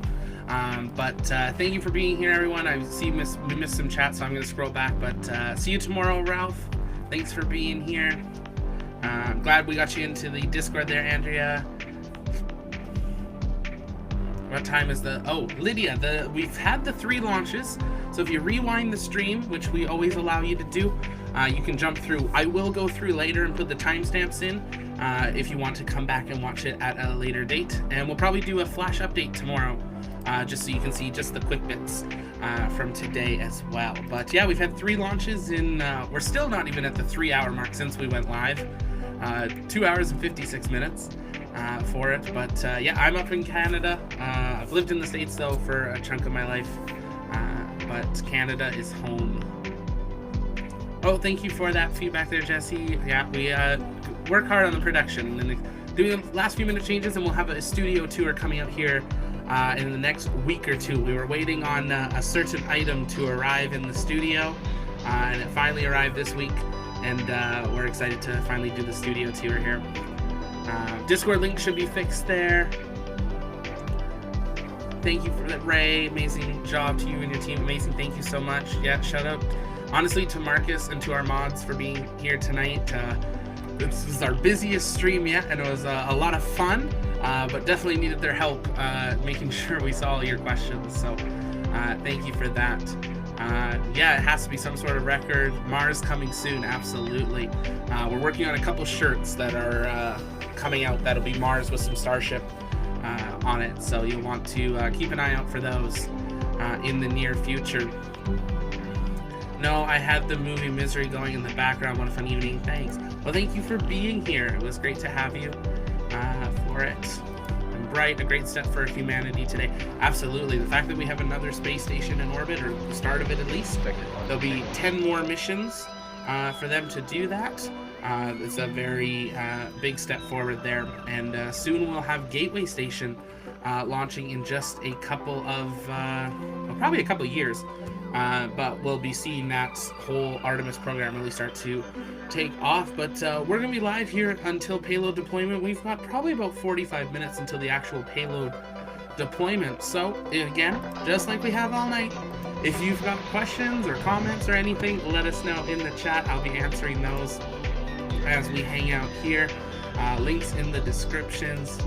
Tan guy, it was such a great night. 3 launches, thanks for coming. Absolutely, that's the goal of the launch pad. We want to make the space industry easily accessible and understandable for kind of everybody. There's so much happening. I mean, like tonight, 3 launches. That's a lot of YouTube links to have open. Have one, come here, we'll bring it to you. We'll always strive to do that and try to do it to the best quality that we can for it. And thank you, Internet, for holding out tonight. It was iffy the last couple days, and it held today, so very thankful for that. Yeah, what a night. 3 launches in 3 hours. We could barely get 2 launches or a launch and a test in like a day a month ago. So lots of things there. Thank you again to all of our new subscribers. I also want to give a shout out. I was notified that we actually had a Patreon partner with us, our first patron on Patreon. So thank you so much for being part of this and joining our Discord and supporting the channel. It is so greatly appreciated for it. Mister, have a great day all after this launch day. Good night. Good night, Mister. It was great having you here. Jesse, how many live streaming feeds is too many? See, that's a tricky question. I want to say the answer is there is not too many, because like you could just do like the whole outline or something. I would need different software, which is something that we're working on for it. 3andMe was pushing our feed today for it. We'll always try to keep whatever's most active on the biggest screen Right now, that's why we got Starlink in the corner, because it's just floating through space. And we'll pull that up here as we come up to second engine burn. It'll be a quick 1 to 2 second burn as usual. And then payload deployment generally is about 4 to 5 minutes after the T+1 hour mark. So we'll make sure to bring that up here. But yeah, lots of options, especially when we start doing our own cameras and stuff, which is definitely in the plans. Lots of streams, lots of angles. A collage of launches. I mean, we had 4 tonight. I didn't expect that. And our good friend Marcus, who was down there, sometimes he's at the Cape, and we could have brought that in. That would have been a 5th. But he did an awesome streak photo, which if you are on our Discord, head on over there. We'll tweet it out a little later tonight as well, and give him some love. Really cool launch streak.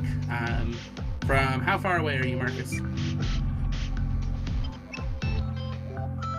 About 35, 36 miles south of the Cape, and you can see the full first stage separation. There's second, there's the cloud layers. It's a really cool picture. Yeah.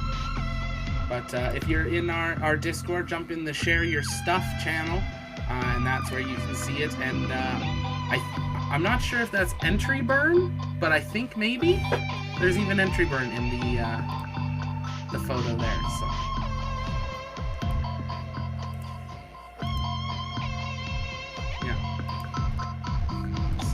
Really awesome to have that, and we're excited to bring those here.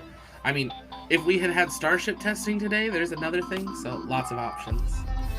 Great job tonight, gotta go. Have a great night, James. Thanks for being here. We will see you next time.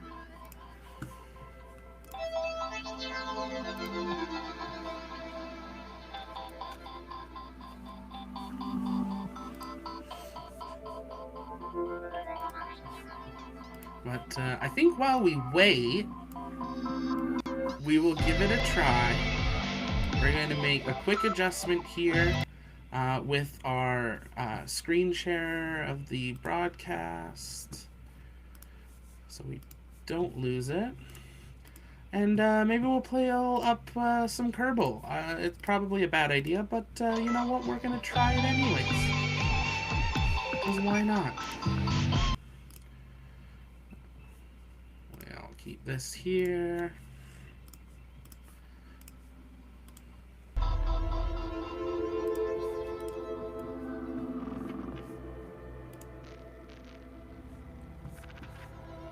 Just getting this pulled up.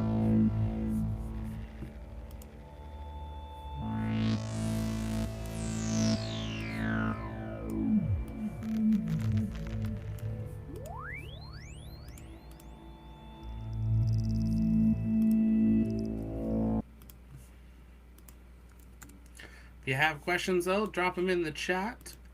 We are expecting to hopefully see Starship launch here in the next couple of days.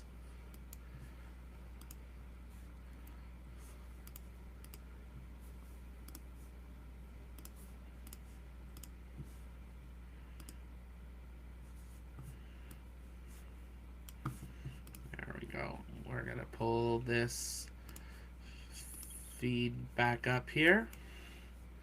Let's see, just checking in, any milestones reached on this Starlink launch? Ooh, good question. I don't believe there was, but let me take a look.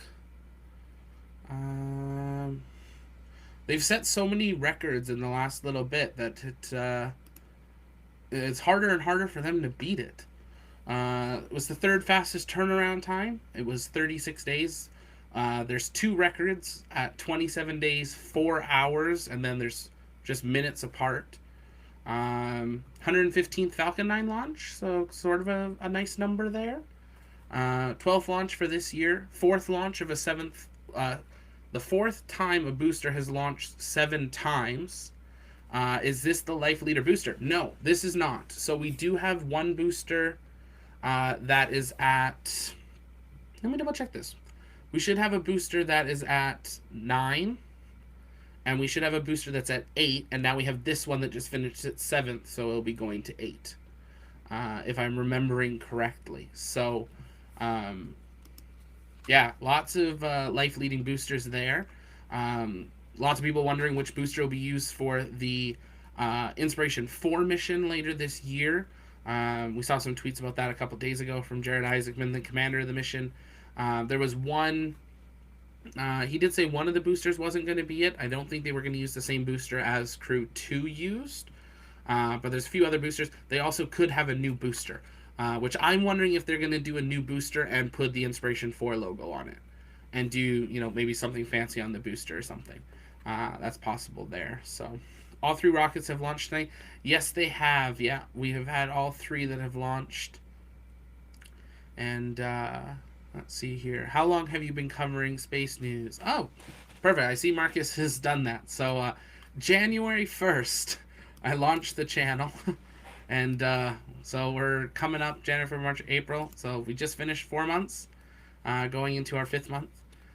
So kind of crazy. I've obsessively followed. Like, I'll just say it with like Crew with DM2. You'll see it in our studio tour, like my studio setup. This was my studio setup before I did this. Triple monitor, iPad, lots of stuff, multiple screens. I do event production. I run a not-for-profit that does that on the side. So I'm used to many screens and video editing and stuff. So excited for that. But yeah, excited to see what this year holds. Can't believe we're coming up on 6 months of doing this already. It flies by. But a lot of fun, and some amazing people in the Team Space community is really welcoming. So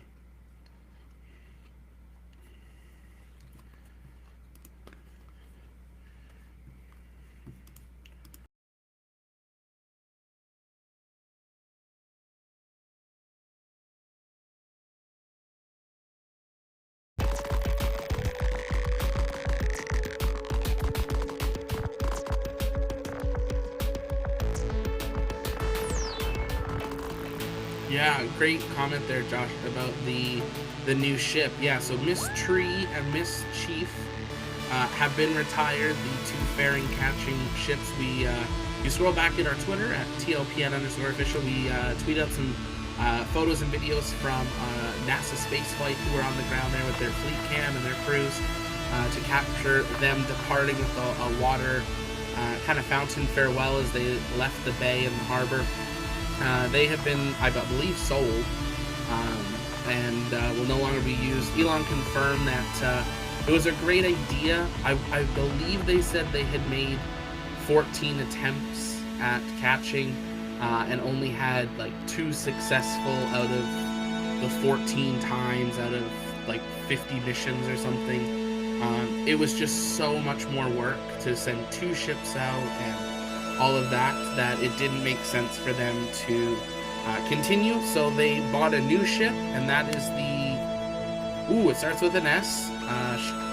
Let me double check on the name of it, but it's a bigger ship, and it'll be able to recover both of the fairings just out of the water. They also found they had less damage doing it in the water. They had a number of times where they caught a fairing and it would hit one of the arms, and then they would have an issue because it would break the fairing, which that was the whole point of catching the fairing. And then there was a couple times they actually broke the arm, and that is not something that they are wanting to see happen with the fairings.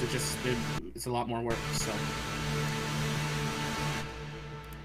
good comment there. Yeah, full reusable starship is not. Yeah, that's their next goal.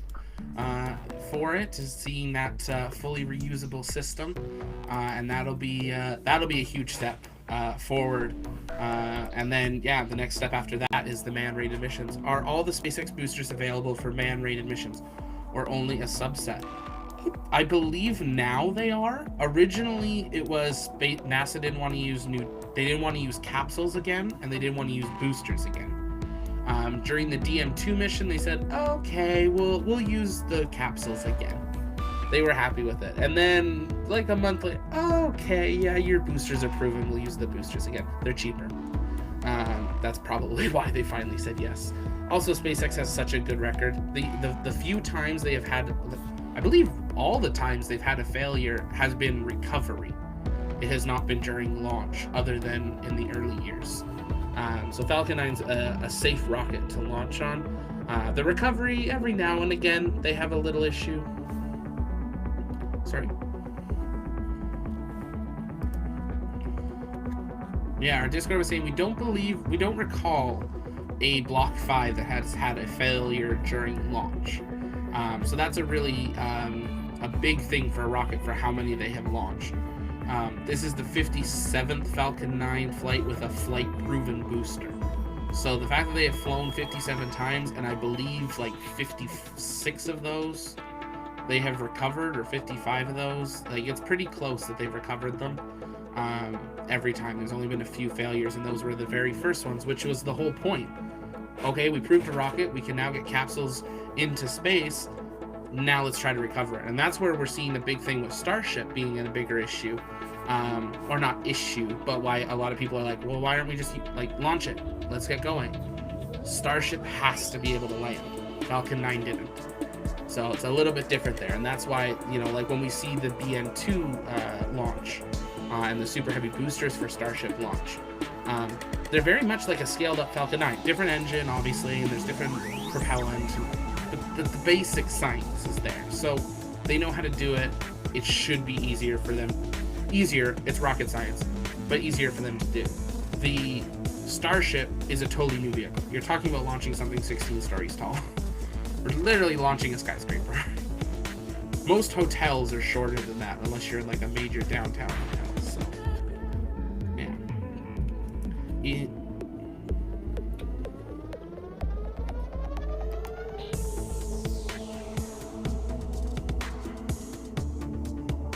Yeah, so Marcus was just saying that the only Block 5 that's been destroyed was the one that they had to destroy to prove the flight abort test of the Crew Dragon before DM2. So that one was a planned destruction because it would jettison the capsule and then the booster spins and destructs it.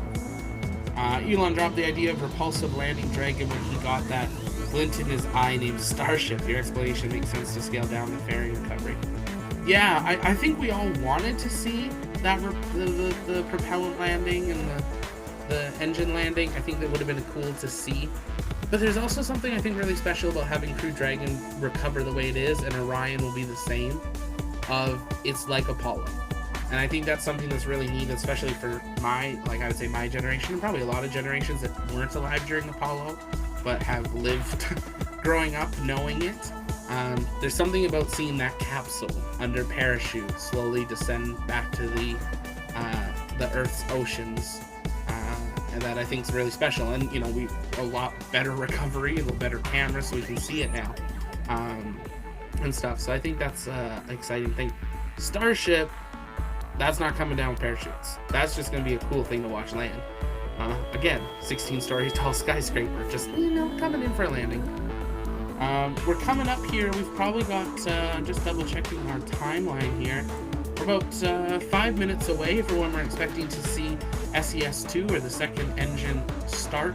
And we are going to have not even a 1 second burn here tonight. It's a very quick burn just to finalize that orbit. And then we have a 20-minute wait until Starlink gets in its place. Starlink will then decide to spin up. So it'll spin. We're getting models so we can use things soon. Spin, and then it'll throw the Starlinks out with its weight. And then they will, over the next, takes about 2 to 3 weeks for them to get in position. But definitely take a look online on there's a few different websites. Just look up, you know, how do I see Starlink? Because if you are in the right place, whether it's just right before sunrise or sunset, around there, you might be able to see a Starlink train, which I have yet to see one go overhead, but I know some people have, and they're really amazing. And when we see Starship starting to deploy Starlink, probably in the next year, if everything goes well, we're talking going from 60 Starlink satellites to 400, and that is going to be a massive train of Starlink satellites, to the point where I've heard some people wondering if they will deploy and stagger their launch to multiple deploy points, so we might have multiple trains going depending on shells. Currently, there are, I believe it's 8 shells that are planned. So the shells are the layers of it. There's 4 in the first set and 4 in the second, and they're currently working on the firsts of both. And they did have approval from the FCC late last night or early this morning to make some changes to their thing to include more. But SpaceX has until March 2024, so 3 years, to complete half of Phase 1 and half of Phase 2 has to be complete by November 2024. And then they have to be complete both phases completely by November 2027. So we've got 6 more years at max of Starlink launches, but once Starship opens it up, I did the calculation a few streams ago, but they're aiming for 14 to 15,000 satellites. If they just use Falcon 9s, we were talking like 2,000 or something launches more to go. Starship was like 150 or something. It's crazy. Like it's not even, you can't even compare them just because of how many, and Starship's reusable. So it just is how quickly can they load up the Starlink satellites. Each satellite's $250,000, so we're talking a big chunk of change launching these, so they want to make sure they're safe, but Starlink will definitely be the first payload on board of Starship for probably the foreseeable beginning, as they get flight proven, and then they will start being able to carry customer payloads or NASA payloads. They have won the contract for human landing system as well as cargo landing for the Artemis program, so we are going to see a lot of Starships. We have models on our wall here. We're doing a review of these very soon from our good friends at Bohemzo. We've got SN5, SN8 in the middle, so very similar to what SN8 through SN15 through, we don't know yet where, will look like this, but SN15 here, and then we have the Gen 1 Human Landing System Lunar Starship. The second design was released when they announced the contract.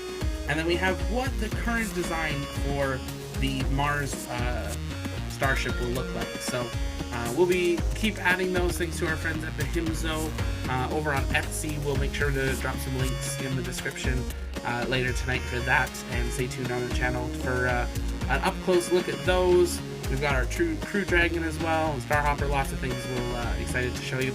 Some other models coming soon that we will have promo codes actually for, so you guys can pick up your own models for Welcome back to the webcast for our 25th Starlink mission from Cape Canaveral Space Force Station. We had an on-time liftoff at 11:44 p.m. Eastern Time. We had a great stage separation, with first stage making its way back to Earth, landing on our drone ship. Just read the instructions for its 7th flight and 7th landing for this particular booster, and our 81st landing of a orbital class rocket overall. Stage 2 completed the first of the 2 burns, and now we're coming up on the relight of the second stage engine once again for SES-2. This will be a very short burn. It's just 1 second long, but it gives us enough boost to get us to our targeted drop-off orbit. We should get a live view here. May not look like much because it is only 1 second long, but we should be able to see SES-2 as well as SECO-2, which is second engine cutoff. I'm going to keep my camera off here because you'll just see a quick little burst in the speed there. And there's, you can see the engine kind of twitching, coming alive. There's that little burst and shutdown. That was it. And there was SES-2 and SECO-2. As I mentioned, it was very quick, just 1 second. We are waiting on confirmation of good orbit here. Nominal orbit insertion. And there is that call out. We have a good nominal insertion. Again, our Starlink sats will ultimately end up in a LEO or low Earth orbit, about 550 kilometers above the Earth's surface, which is different than your typical geostationary or GeoSat, which orbits roughly 36,000 kilometers above Earth. Now we have another 15-minute coast phase before we deploy our next batch of Starlink satellites into orbit. During this time, the spacecraft will start to spin, giving the Starlink satellites the momentum that they need to space themselves out over time after they deploy. So while this happens, sit back and continue listening to those super awesome space jams. We'll see you back here at T+1 hour and 3 minutes.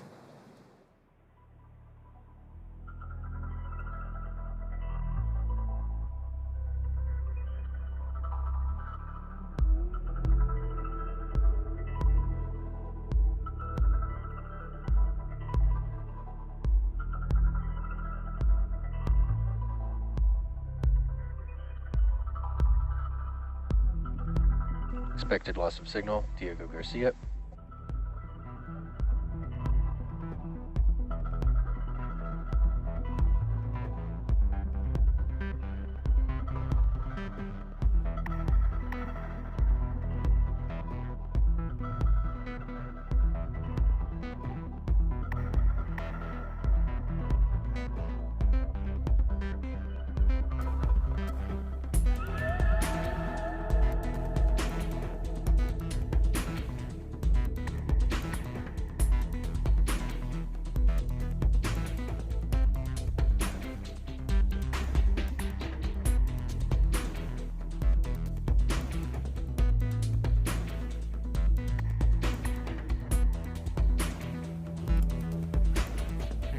Come back up here. There we go. We just left that on there. So now we've got about 20 minutes until we're expecting to see payload deployment of those 60 Starlink satellites. And then after that, I think we're going to conclude our coverage for this evening. We'll hang out over on Discord for a bit as we wrap up. But a couple more comments I saw come in here. Interesting. I had not heard about that, Jesse. Very interesting. There's so many things that have been written that are very interesting to read about, and a lot of sci-fi is coming true, and that's just because technology is advancing and going from there. It's very interesting. Josh, was that brief startup to Sir? Yes, that was to finalize their orbit. Now this is not the final orbit for these Starlink satellites. These Starlinks will be deployed to 500 and... Oh, let me double check that. I believe it's 550 kilometers for tonight's launch is their final deployment. Yep, 550 kilometers circular low Earth orbit. They will get deployed in a 287 by 255 orbit. So if we switch this up here just for a moment, bring this so we can see we're at 288 for it, so very much in where they want to be. Now these are smart satellites, so they can maneuver. Once they all separate and kind of start that train, they have little engines on them that they are able to maneuver themselves to their final orbits for that. So they do almost double where they get dropped off by Falcon 9 to where they actually finalize their position. It's another reason why the train, not only does the train spread out, that's why it's harder for us to see it, but it's also getting double the distance away. So that is another reason there. Just read the instructions drone ship is 633 kilometers down from where it launched. So Starlink would be a little bit closer than that, but up. Very interesting to see there. And the ship that the fairings were being recovered is the Sheila Bordelon. Yeah, I believe it's Bordelon. So, yeah, absolutely. Let me grab that Discord here for you one more time. No issue with that at all. Grab that. And Discord coming to you. That should be the Discord there for you. This is a fun night. Thanks for sharing. Thanks for being here, Andrea. It's great. Also, I absolutely love the background lighting colors. You really went all out. Very professional. Thank you. I do event production for like stages and churches and stuff. So lighting is kind of my jam. This is very basic, but it was a lot of fun to pull together something to do during the pandemic and have some fun, and slowly been growing it thanks to some sponsors and contests and different things there. So excited to see it. I love everything that's in here. This is really cool. If you're in our Discord and scroll back, you can see me trying on the helmet. It does fit Maybe I'll try it on stream for Inspiration 4 or something in the future, but we'll do the stream in it or something there. That's incredibly amazing. I love the Starship. Yeah, Starships are really awesome. We'll hopefully have some more of those coming soon. We're working on getting, not working on getting, we will soon have another model joining us in this scale of another rocket that we're very excited for, that we're excited to be able to show you and share some promo codes for you as well. So make sure to stay tuned for that. That will be going on this side of me, and then there's a few sister rockets for it in the near future for it. We'll be starting our review series on the Starships and Crew Dragon and Starhopper and the Lego sets here in just the next probably week or so. We'll have the first ones out and we'll start releasing those, and you'll be able to have that, and we'll have links that you can purchase them at if you want to. That will also help the channel, so stay tuned for that. That'll all be on YouTube.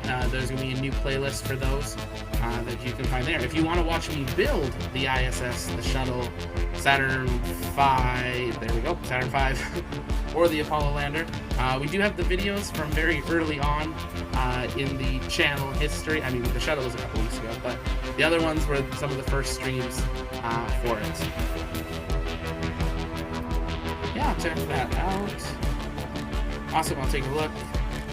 Can't wait. I'll see you on Discord then. Really happy I found you tonight. Amazing, Hannah. Thank you so much for being here and checking out, and thanks for joining the Discord. I see some more new faces joining, so I'll say hello to everyone over on Discord.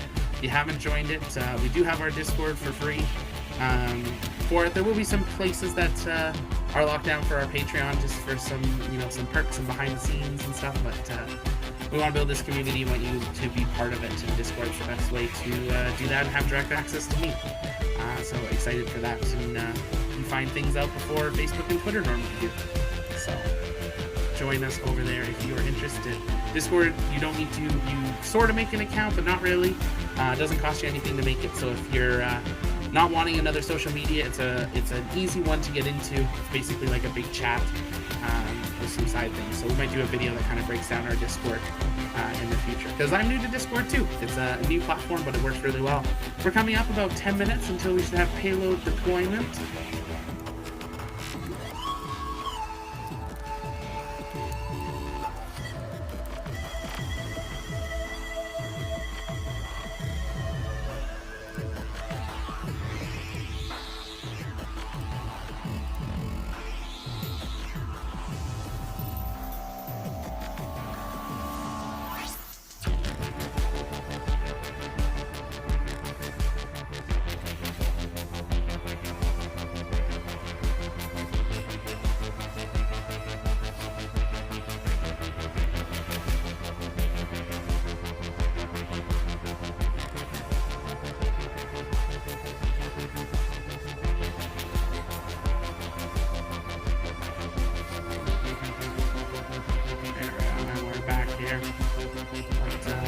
Keep the questions coming as we kind of wrap up the night. It's been a busy night, 3 launches in 3 hours.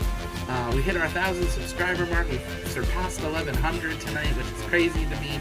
Thank you for being here. Discord's going off like crazy with messages, and we're excited to have you all here with us as part of this community, as we really get to sit back and watch, maybe be part of it in some way. The next space race as we become a species that lives and works and travels amongst the stars, or at least amongst our solar system. Let's start with that. Maybe the stars will be our kids.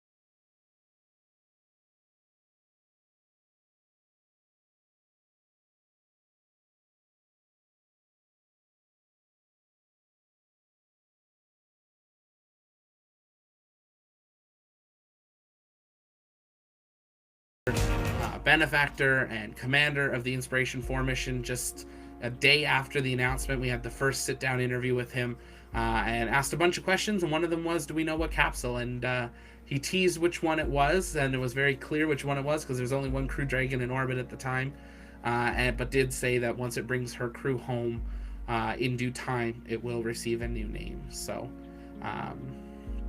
Running Out of Toes is the official mission name. Okay, I had not heard that one. It's an interesting one. My hunch is that they boost one at a time from a transfer orbit to a final as they complete some number of orbits. I'm not sure how many plane changings. Yeah, I'll take a look at it because I know they do keep them, like, I know it's one, like, they control each of themselves, like they're all autonomous for it, because they're also designed that if something comes, like, needs to get through it or pass by, they can move out of the way and then come back, or at least that was the original plan for them. I haven't looked at that recently. So I'll take a look into that, but they do self-control and they do stay pretty much together. They're not going to be totally sporadic. They'll be in trains up into their final position. Actually, I can pull up here. Let me find it here. Stuff in Space, and we can take a look at all the Starlinks that are up here. I'll wait for the deployment, which is going to be coming up here in about 2 minutes. We'll take a look at Stuff in Space, and we will conclude the evening. It has absolutely flown by. We're coming up here on this, so we'll just pull this up side by side here for now until they start. But what a night. I'll say it just one last time this evening. Here's all the links on how you can plug in with us. Subscribe on YouTube, follow on Twitter, join our Discord to go behind the scenes and chat with me directly. Follow us on Facebook, check out our Etsy. Check out Patreon, link in the description if you'd like to help the channel. Not expected, but greatly appreciated. And like the broadcast if you enjoyed the coverage today for it. So those are the links there. Thank you again for helping us pass 1,000 subscribers in 4 months. Crazy. Welcome back to the webcast for our 25th Starlink mission. We had an on-time liftoff this evening at 11:44 p.m. Eastern Time. Our first stage booster had a successful 7th flight, as well as landed back on our drone ship. Just read the instructions for the 7th time, and that marks our 81st recovery overall. Stage 2 has already completed its 2 burns to enable reaching the targeted drop-off orbit, and now we're coming up on the deployment of our Starlink satellites. That should be coming up here in about 30 seconds or so, and we are hoping to get a live view of that deployment. As we pass over ground stations, sometimes we lose that live view, but hoping to get the live view right when we deploy the Starlink satellites.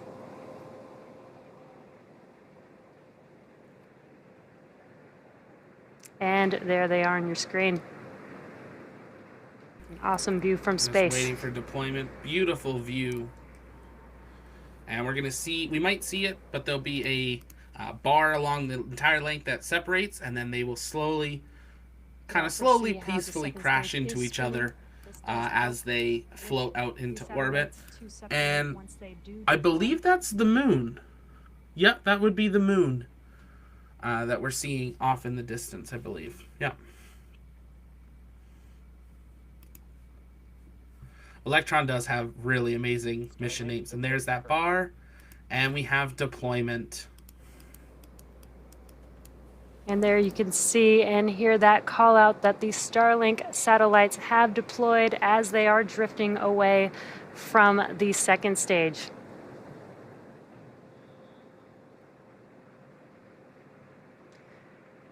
Now you may notice a slightly different look of these sats on this mission, as some have been painted white for thermal reasons.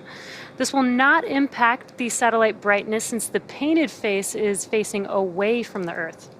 And just a reminder that this is their drop-off orbit, so shortly they will deploy their solar array, and over the next few days and weeks they will distance themselves from each other and use their onboard ion thrusters to make their way to their operational orbit.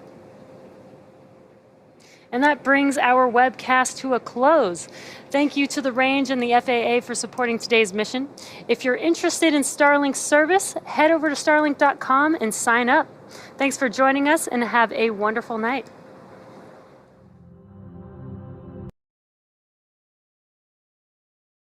We'll unmute there, and that is that.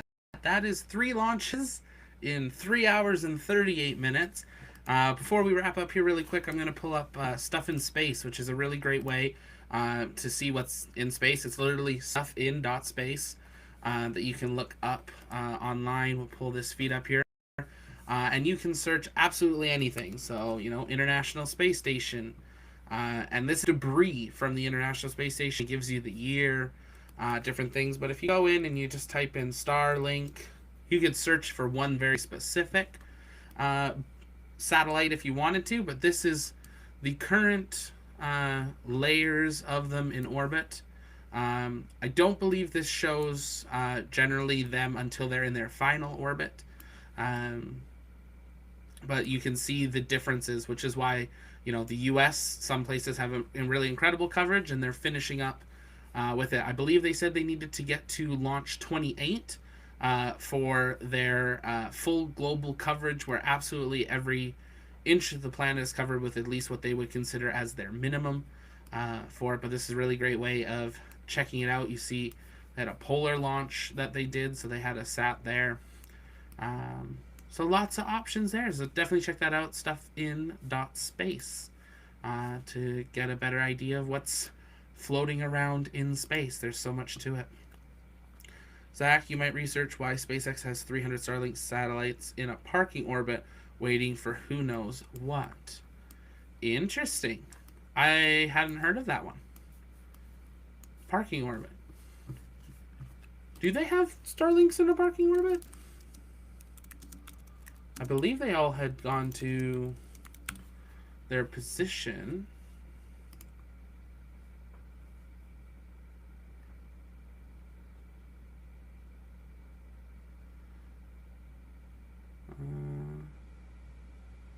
Just taking a look here.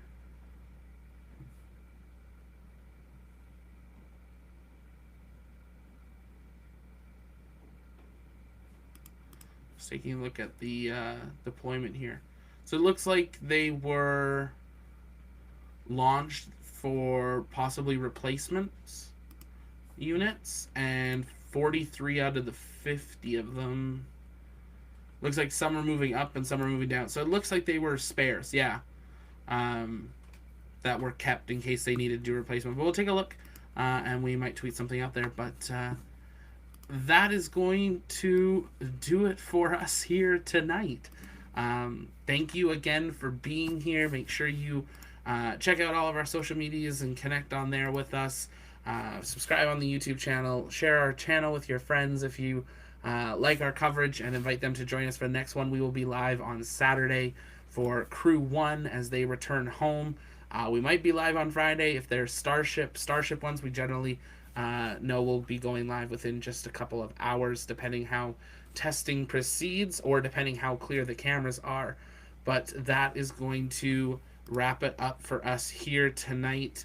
Thank you all for joining us here at the Launchpad. We cover everything space, space flight, space engineering in the future of space, and STEM, or STEAM as many want to call it now, as we include the arts more and more.